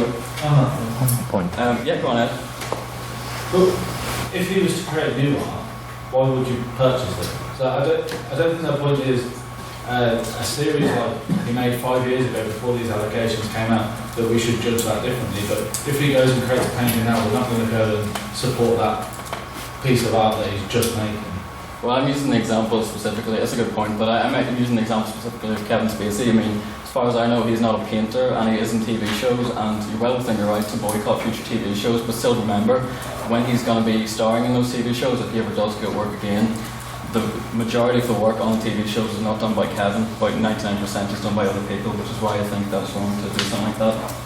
Furthermore, second speaker also made a point saying that Scarlett Johansson, her role should have been played by an actual trans person. But do you also believe that the writer of the role should be trans? The producer of the show, should they be trans as well? The director even? Of course you don't. This logic makes no sense when put into another perspective. Let me just use the example of Samuel Jackson, an African American man, played the part of a character who was... yeah, go ahead. Would you concede though that, we've talked about this, that were the role written by a transgender person, it'd be a more valuable contribution? It's more of a true telling? Of course, well, I think that, of course, if it was written by somebody who's better equipped to write for it, it would have been better. But I don't think it's reasonable to boycott a show simply because of that, or start protest because of that. It's quite a minor issue, in my opinion. So Samuel Jackson, African American man, he played the part of a character who was meant to be African American in the film Marvel's The Avengers. Now, I love this performance, I'm sure many of you do too. It was praised by many, but it was not written by an African American, nor was the film directed by an African American. Yet the role was still praised universally, and I'm sure many of you are fans of Samuel Jackson films in general, as well as The Avengers. So this simply goes to show that we shouldn't separate art from artists. Scarlett, as an artist, could portray a trans role very well indeed, just as the writer for The Avengers could create a great African American role. Members of the House, we live in a society that places a huge unneeded emphasis on the artist rather than the art itself. Take a look at any social media website and you'll see articles that aren't focused on TV shows or films themselves, but instead on the celebrities starring in them. People care more about who created a piece of art than the actual piece itself, and this is becoming an increasingly dangerous perspective to have. Don't they already do that with people who have no works of art, like Kim Kardashian or like the royals? So what would stop us from continuing with that if we separate that? Well, I think they're kind of applying the Kim Kardashian effect of focusing on celebrity to people who actually do create art. Or Kim doesn't create art, as far as I know anyway. But it is dangerous to do this to actual artists who do have an output and instead put a focus on them, as I'll elaborate on later. It's killing the industry. Gossip and accusations revolving around an artist now massively impacts the value of their artwork and how it is perceived by the public. let's just take the example of an indie band called Nothing But Thieves. Just last year, their lead singer faced accusations of sexual misconduct and assault. Because of the now intrinsic link that people have between art and artist, the entire band's creative output was devalued completely. Their tour was cancelled, people stopped buying their albums, and fans boycotted their music entirely. However, later, these accusations were proven to be completely false. No charges were pressed, and the accusers later apologised for what they said, admitting it was false. However, the damage was done, and because the public had such a strong link between art and artist, the band's art was permanently devalued merely because of false accusations against one of the artists. Ask yourselves, is this fair? Should art, a subjective form of expression, be... should art, a subjective form of expression, be held hostage because of the perceived actions, or rather literal actions, of the artist? We, the proposition, believe that it shouldn't, as you've already heard from my colleagues.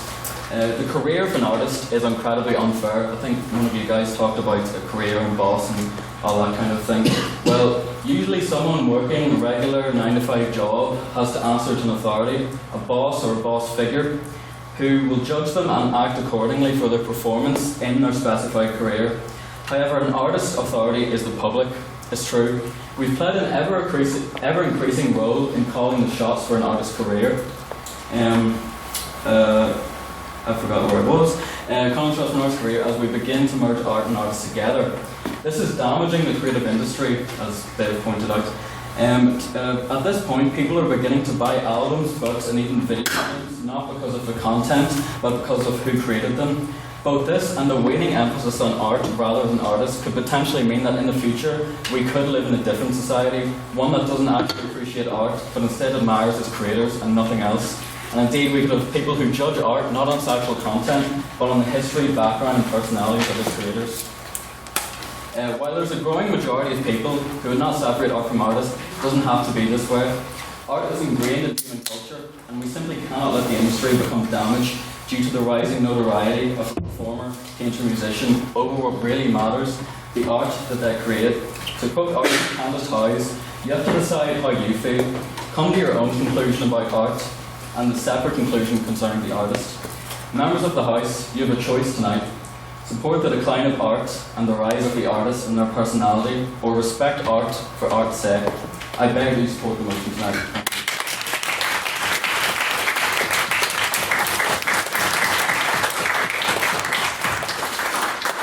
And again, one more round for Mr. McLaren's Maiden Speaker.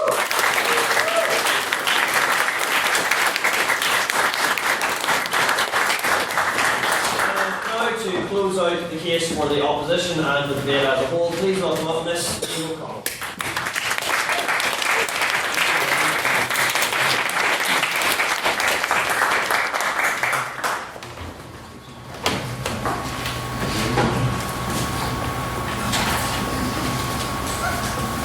My laptop's not loading. So first, just for a few points of rebuttal. So, it's a case of like people with nothing but thieves and people putting their faith in artists that accuse us of falsely. False accusations are a terrible thing and they do happen. But you have to acknowledge the fact that you put your faith in an actor or you put your faith in an artist that just, you have to deal with the consequences of supporting them. They have a background and you have to acknowledge that fact. It's not just going to go away overnight, so you have to suffer the consequences from these actions that they're facing. And you're backing them, so you need to face that. And as well, when you say like the industry shouldn't suffer from losing people that are accused of these things, well, do you really want people that perform those acts within the industry? Do you want the people that suffer to be used as art? It's simply unethical and but anyway, on to my thing. So my first point is to reiterate our definition of the debate, which is saying that art is completely inseparable from the artist as well as the actions, and whether or not you choose to support that artist is entirely up to you. The actions of an artist have an underlying impact on their work and their supporters. As Becca said, Kanye West and his venture into US politics, which thankfully has now come to an end, it's clear that you cannot separate his views and his art. He defended Trump and his supporters and his policies, and the fact that you want to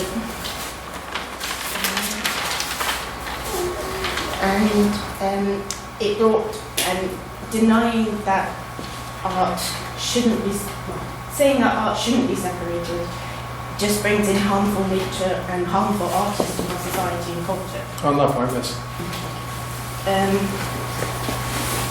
So in 2018, artists are not just the people they play on the screens, and they're not just the things they paint or they sing. Their work is a representation of themselves and culture, and as a consumer of the products that they put out there, which is what we are, we have to decide whether or not we want to be the type of person that will back them in our society. Even if you say you don't like them personally, but you still buy their latest album, you still admire their work, or you still listen to their music, you're still financially supporting them, you're giving them backing, you're giving them a platform that just, you have to really question whether or not you want that in your society. To bring in Shevon's point, as Shevon said, and studios will take into account whether or not people do still go to films that they really like, Johnny Depp, but so it does have an ongoing effect. It has a ripple effect. In my next point is the impact of public support and the issue of representation on the success of art. You can clearly see in Ghost in the Shell, which was based on the Japanese anime series, they cast Scarlett Johansson in a Japanese role, and without changing any other aspect of the film, they simply cast her at a big name. It's just showing how Hollywood is whitewashing, and is that the kind of society that on that point, yes. In a minute. Whitewashing of Hollywood, you have to question whether this is the type of artist you want to support. And you have to acknowledge a problem that is inherent in Hollywood, and us as consumers of that, we are the reason that these keep happening, because we need to stop and question what they're doing. On that point,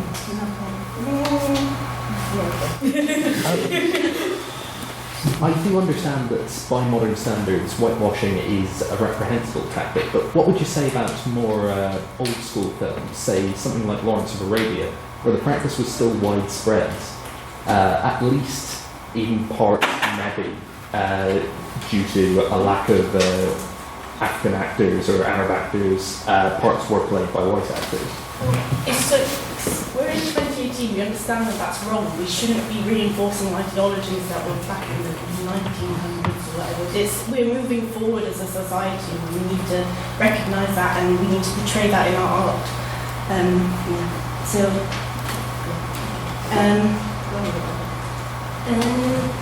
So while with whitewashing, you can see in the Hellboy franchise and reboot, Edge Bride exited his role as an Asian character, which he clearly is not. And other questions of morality, as Shevon brought up, were on that point, yes.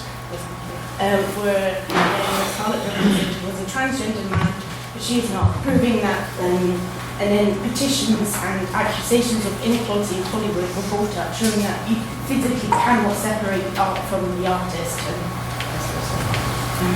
Another point to consider is that by not separating the art from the artist, you're helping to demoralise the victims of the artist. In this post-Time's Up world, and with the Me Too campaign as strong as ever, we seriously need to consider whether or not we should support those people who have been accused or who have admitted to committing assaults or abuse. And accept the fact that by doing so, we would essentially be assisting them in inflicting more pain on the victims.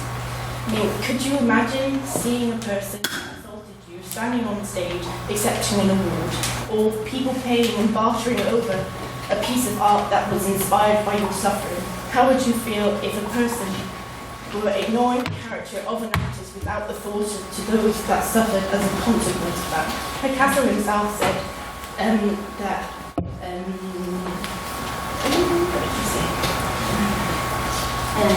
that the work he created was categorized into 7 distinct styles, each one a document of his relationship with 7 women in his life, meaning that the art he created there was an essence of a vision of their suffering. You cannot separate the two. They are intrinsic in one another, but whether or not you choose to enjoy them is entirely your choice. So the opposition isn't asking for everyone to boycott every single artist that has done something or but to accept that art and artists are intrinsic and intimate with one another,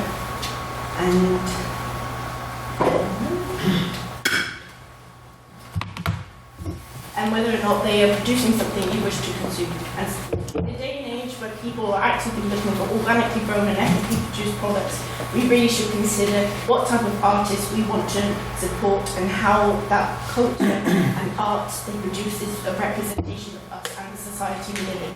If you choose to support those people that have been accused of reprehensible actions, it is entirely your choice. All we ask is that you acknowledge the art is inseparable from the artist and your support does make a difference and to their day-to-day life and the society we live in.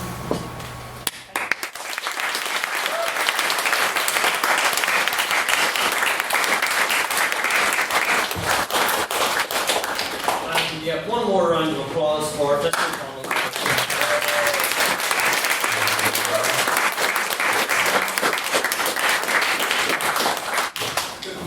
Off because I was supposed to. You're the only one. But I'm putting them back on so that you all continue to respect me. Didn't want to ever find the right. Okay. As you can all see, our judges have left to deliberate, and we shall move to a round of questions until whence they return. And they shall give up their verdict to see who is the individual winner out of our speakers. Ooh. Exciting time. So, I will preface the question by, again, congratulating all of our speakers this evening.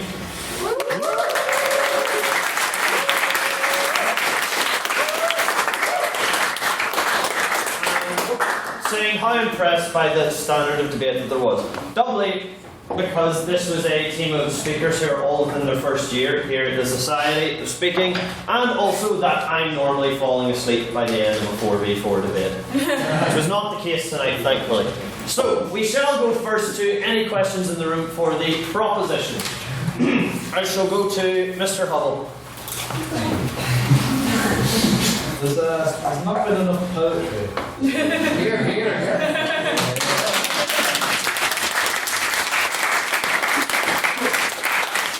A little recital, if you will. Sudden veer of wind and rain, showering misery through the land. The warlords are clashing anew, yet another golden military. Red banners leap over the Ting River, straight to Lungyen and Shanhan. We have reclaimed part of the Golden Bowl, and land is being shared out to the river. Thank you. The person who wrote that lovely little ditty also created another great artistic project in the vein of the person who created dynamite, in the vein of the person who created the atomic bomb, and it led to the death of 20 to 30 million people in the Great Leap Forward in China. Mao Zedong was a decent poet in the Chinese language, whilst it's lost in translation a little bit.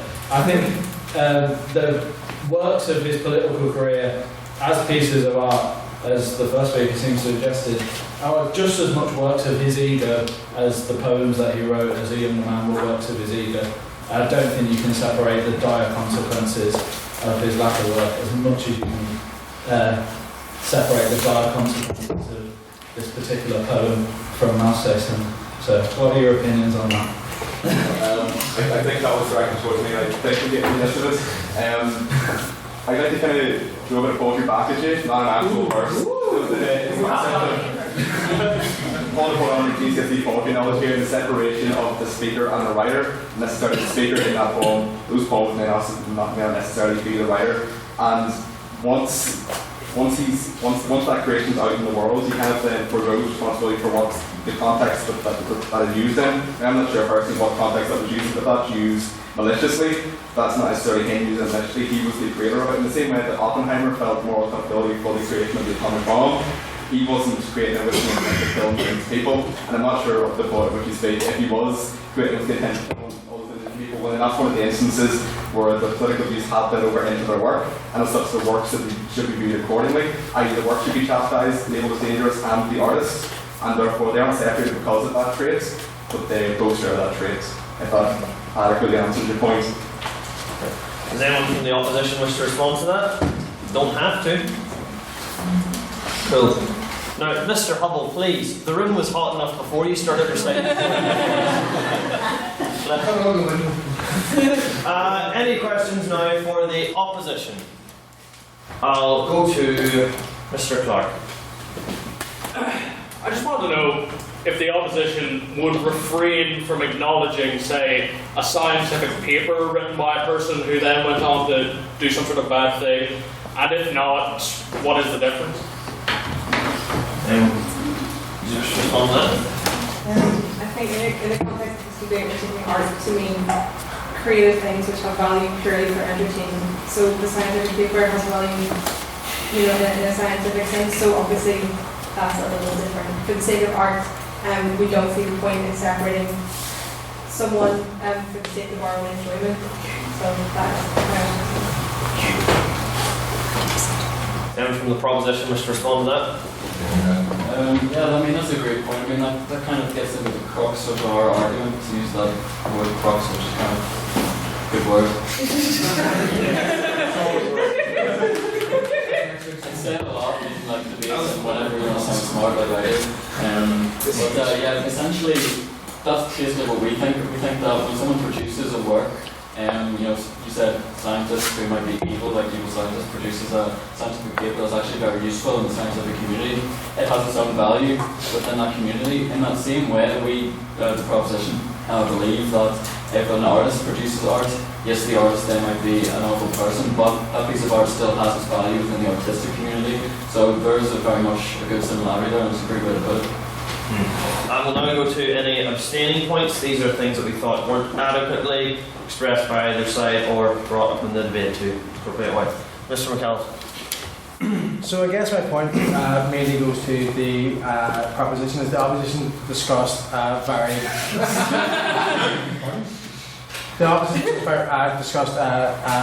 adequately on the idea of whitewashing among films. So my kind of point comes towards the fact of, obviously you guys raised the issue of Samuel L. Jackson being cast as Nick Fury, also the likes of Will Smith being cast as Deadshot in terms of comic films, and also Michael B. Jordan as King George. Yeah, exactly, right? So I guess my point kind of refers around the idea of Ruby Rose being cast as Batwoman, cast as Kid Kane, who was essentially a lesbian character. Ruby Rose being a bisexual, gender-fluid woman, but received backlash from the public for not quite being LGBTQ+ enough for the role. It was a massive issue last year regarding the casting was first announced, and I'm wondering if any of you guys know, I don't mean to catch anyone out, but if any of you guys don't know of the issue, what your thoughts on the position may be? I think it's called acting for a reason, i.e. you assume a character that's not you. Are we expected to cast World War I veterans in, active World War I battlefields, all these old men running around and skeletons running around? It is called acting for a reason, and so I think this backlash is kind of ill-founded. I know there is a bit more of a kind of a personal link with regards to the LGBT community, but with regards to aliens, we don't have access to aliens. We cast actors. Ian McKellen wasn't actually a wizard. It's simple as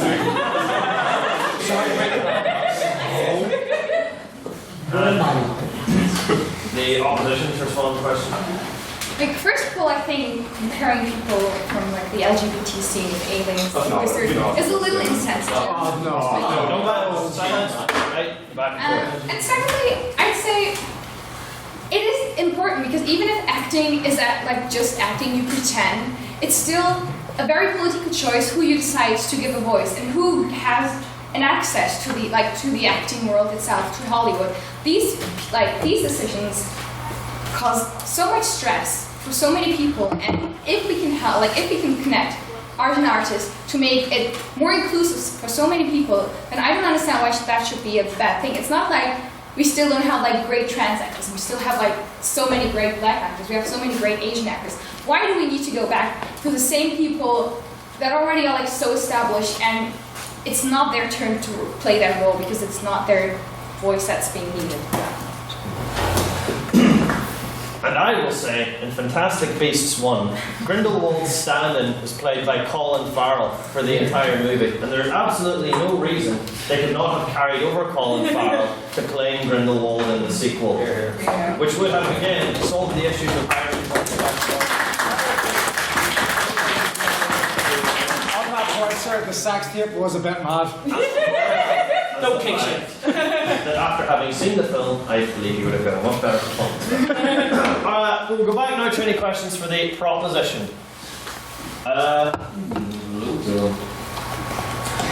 Miss Dobbin. Every time you ask. Okay, so a lot of time when it comes to artists we talked a lot about bad people and not just regular people.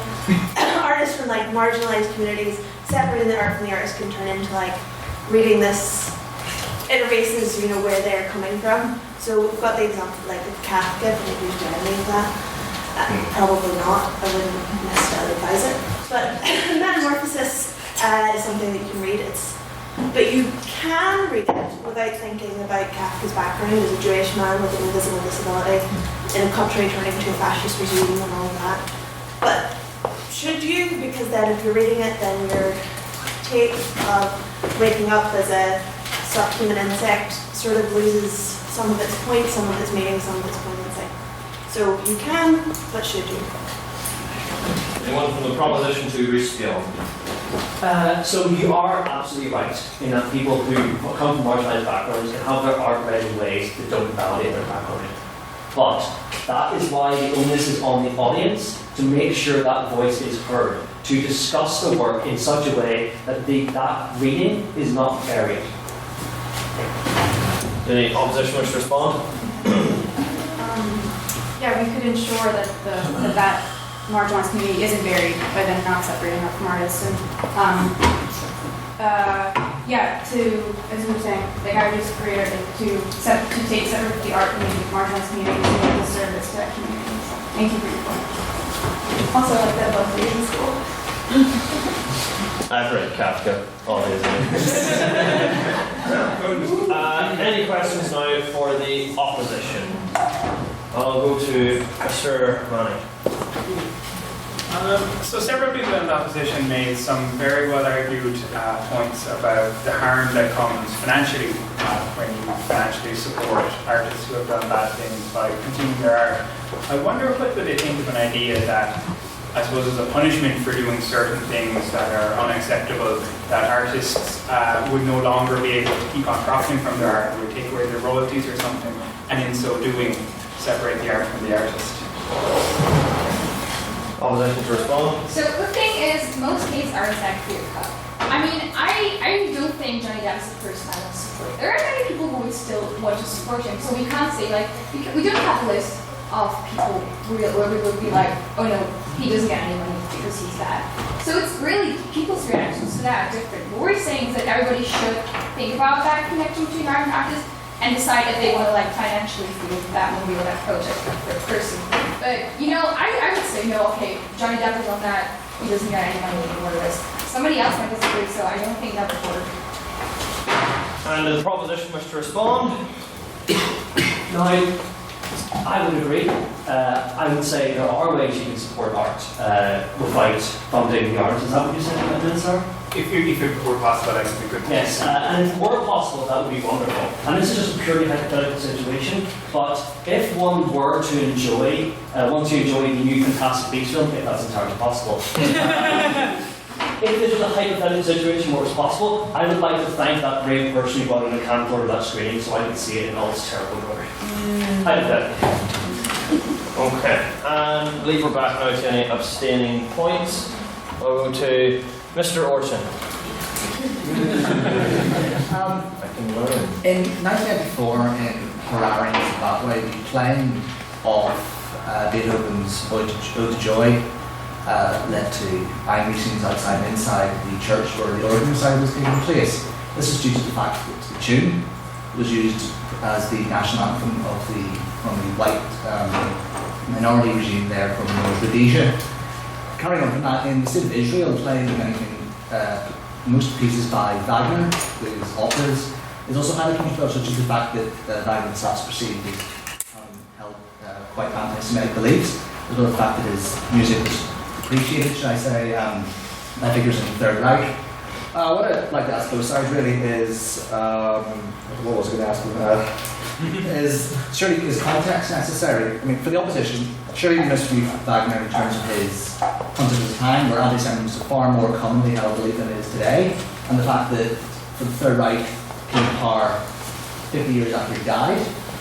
And then for the proposition, I basically ask, surely it can be a line drawn, where the fact is that both the art and the artist both seem to be controversial and offensive to some people. Surely in those instances you can't really separate them. I'll go to the opposition first this time to respond to that, if you so wish. I think if we're going to talk about Beethoven and stuff, it brings in a question of like remoteness, and that's what I have to lead the question, like, is Beethoven too remote from us to have any sort of like ethical force behind it, you know what I mean?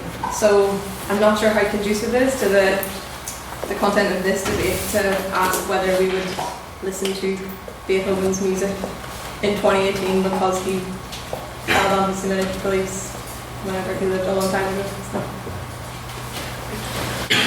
And does anyone from the proposition wish to respond? I think this context is completely ridiculous. Nazis, I'm sure, like ice cream. Does that mean ice cream is evil? No, it doesn't. Ice cream's great. Everyone loves ice cream.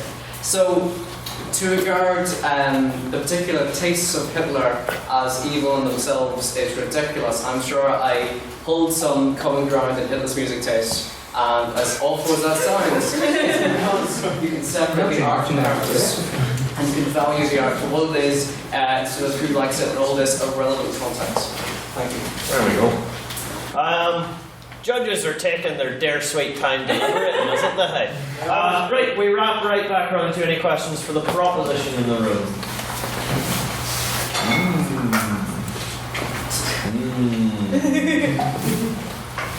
So I'll go to, I've unfortunately forgotten your... It's okay. My name's Taylor Baring. I knew that, I did. When we look at a painting in a museum, we look at when it was made, what medium it's in, the style, the different influences. Why should the author or artist be sealed off from a vacuum, right? So if we take a piece of art in its context, in its style, like we don't look at hymns the same way we look at pop music, because we look at them in their context. We see them outside of a vacuum. So why should a piece of art not take the artist? Like, why should that be Simply put, I think it makes art better. I think it makes art more inclusive. I think it makes art more universal. Like I said in my speech, taking the author's context naturally sort of decreases the scope in which it can be viewed. And I don't like the idea of that. I like the idea of people being able to see whatever they see and what they see. Anyone from the opposition wish to respond? So, the thing is that what Corinne is describing is a very specific approach to art, which is very structural, which is fine, but it's just one approach. There is like biographical approach, or like contextual approach, like historical approaches. All these things are legitimate, and you can like consider all of them if you want to do that very odd thing. That is just like one paper could do that. But all other papers, like research papers on a specific piece of art or literature, are going to look at other things, and many of them are going to look at the author or the context, as you said, because these things are important. Or even if they weren't important, even if you're right, and like it makes art really worse if we stick with that.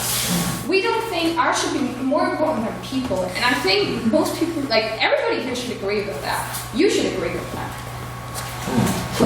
Wish I could have separated Albert Camus from his art during A-level English. His entire autobiography. Any questions now for the opposition? Go to... Get your name for the minutes, sir. My name is Ken O'Day. Thanks for having me here. My question for the opposition would be, considering your own position, if you take that to its logical consequence, considering we're all sinners and we all have our vices, how many works of art will you still be able to enjoy? And for the opposition to respond.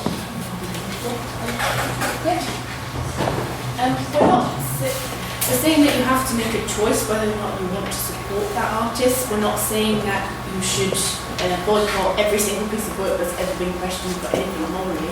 But you have to make the choice. It's not about a whole society boycotting anything. It's about you personally doing it. It's an entirely personal choice, and whenever you choose to do that, it's your decision. But we're not saying that every piece of work should be disbanded from society. Anyone from the proposition wish to respond? I would argue that's exactly what you're saying. You're saying that you can put guilt on people for enjoying art because of where that art comes from, but you do not have to look at it at such a narrow-minded lens. If you look at art and only decide its value based on the artist, you are limiting yourself to such a narrow scope of art, because we've all made mistakes. You know, Jesus said it himself, he who is without sin has the first stone. That's where your argument comes from. I don't agree with all the life choices of the artists who have created the art I enjoy. And I think the idea that you have to do some research behind artists before you can enjoy their art is ridiculous. It's absolute nonsense. You should enjoy their art without boundaries that are placed by the artist itself. You don't hold back, Mark. It's like all in. Go to now any abstaining points on the motion. Mr. Heron. This kind of goes to both as abstaining points usually do, but do you think that there are any negative or positive consequences for art that can be published in this way? Do you think that there are consequences for it to be published anonymously? And would they be good or bad? Okay. I'll go back to this time to the proposition to respond first.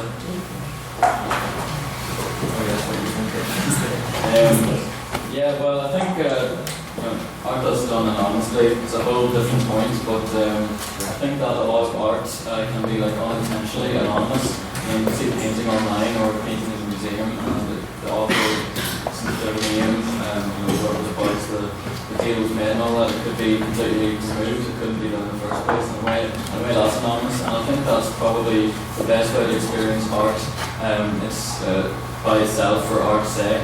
A lot of the time we do subject ourselves to looking at the artist and what they did, who they are, and things that are not only published anonymously, pieces of art that aren't only published anonymously, but are also anonymously presented, are perhaps the best way to get rid of society's kind of mindset that art can't be separated from the artist. And anyone from the opposition to respond? But when we talk about art that's like published not only anonymously, it's definitely an interesting question, and I think like an interesting person to look at that is Banksy. Well, technically an artist, we have no idea who he is. But the fact that society and culture has such an investment in wanting to know who Banksy is, I think it really brings up ideas that we've explored of, like if we truly did not care about how an artist influences their art, we wouldn't care who Banksy is. But we do. We know that who he is affects what he makes, and we want to know who he is. So yeah, it's the whole idea of anonymous art. We don't fully appreciate it because we don't know the full background to it. And now to the rarely seen, what is this, fourth round of questions?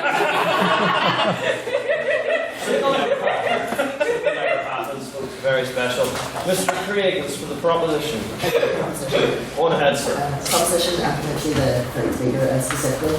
Just isn't clear that the opposition concluding that if they do believe that art is inseparable from the artist, then therefore any art that has been created by someone who has done something wrong which would be gross to humanity, the event can enjoy that. I think that's sort of a false proposition, a false situation, because I think what they are arguing is that art is inseparable from the artist. So artists can do bad things, so basically you accept the fact that art is inseparable from the artist, but whatever the artist has done and whether you can still allow yourself to enjoy that work of art is up to you. Yes, no, it is. I agree with that. It's completely up to you. But what we're saying here in the opposition is that you don't have to feel that guilt. You don't have to feel that guilt. You can if you want to. You don't have to. You should not put a restriction on yourself. And I would just like to reiterate that good things can come from bad people. I had a point. I've forgotten. Good one. I'll leave it there. Do the opposition wish to respond? So, if I understood the topic correctly, you said we should separate them. So, if you now say, however you feel like, if you want to separate them, go ahead. You don't have to. But I don't think that's kind of like consistent with the line part.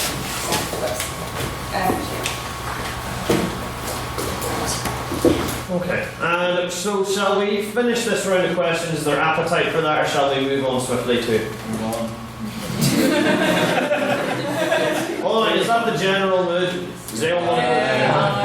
Okay, well, we'll first go to the House vote, and then after that get to the verdict of the panel of judges. So, the motion is: this House would separate the art from artists. This is the vote on speakerability. It's preferable if you get your membership cards now.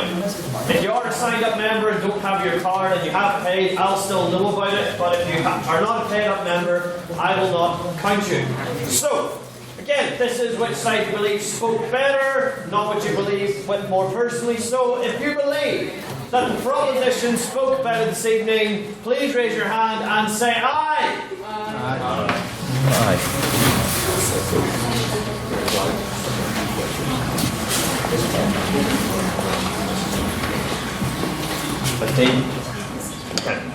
And if you believe the opposition spoke better this evening, please raise your hand and say nay. Nay.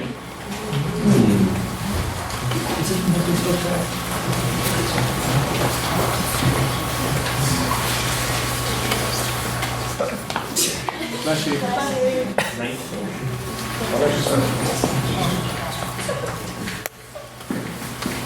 Okay. And if you wish to vote abstain, you believe that both sides were as good or as bad as one another, please raise your hands and go near. I settled that then. Get up to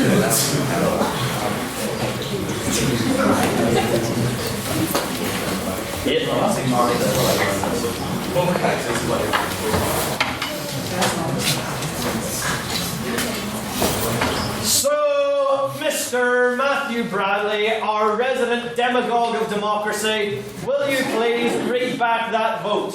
Certainly. The vote was 15 ayes, 19 nays, and 8 abstentions. The nays have it, the nays have it.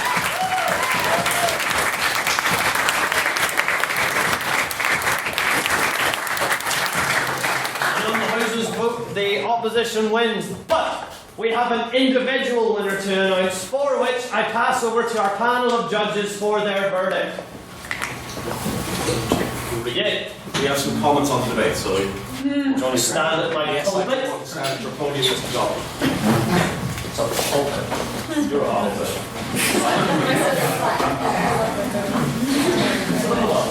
I have a rope.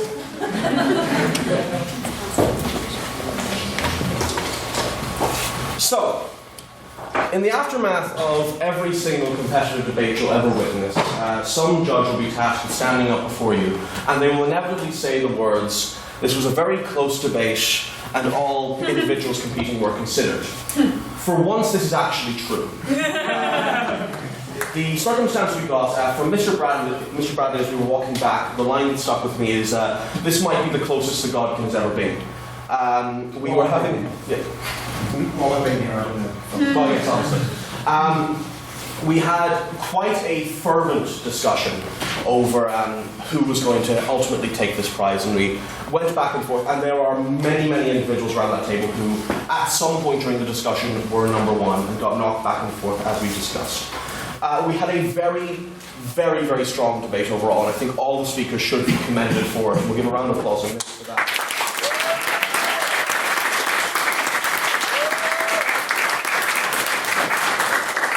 Some of the stuff that interests us, there was a lot of talk about film and TV and that kind of media tonight. Obviously very pertinent given the sort of social political situation at the moment. Poor Scarlett Johansson, got called out so many times.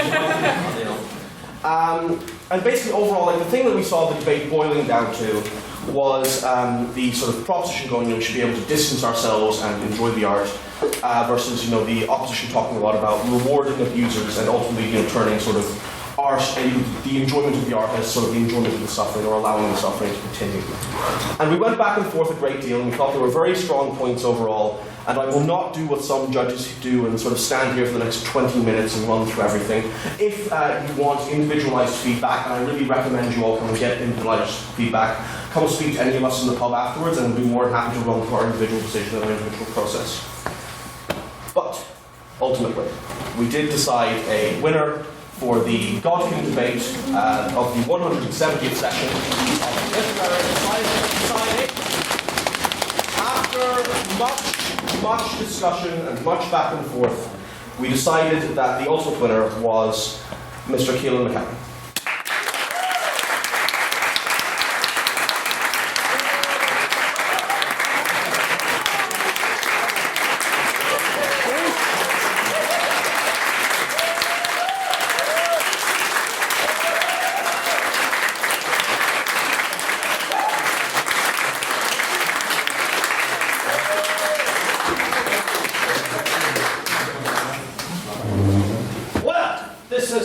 An exciting evening, and thank you to everyone who participated, and particularly to our winner, Mr. McNally. So, next week we shall be meeting for... Sorry. I apologise for calling you Mr. McCally. It's McNally. Next week we shall be meeting for the debate. This House would ban autonomous weapons, which is, I believe, co-hosted with Queen's Computer Science. So, look forward to that one. It shall be next week. Tonight we are, as we always are, retiring to Lavery's Bar to have nights and discuss things. So, if you're interested in that, please do join us. And keep in mind that the internal meeting spreadsheet is open. Get all your suggestions on it, please. So now, without further ado, I do declare this meeting adjourned.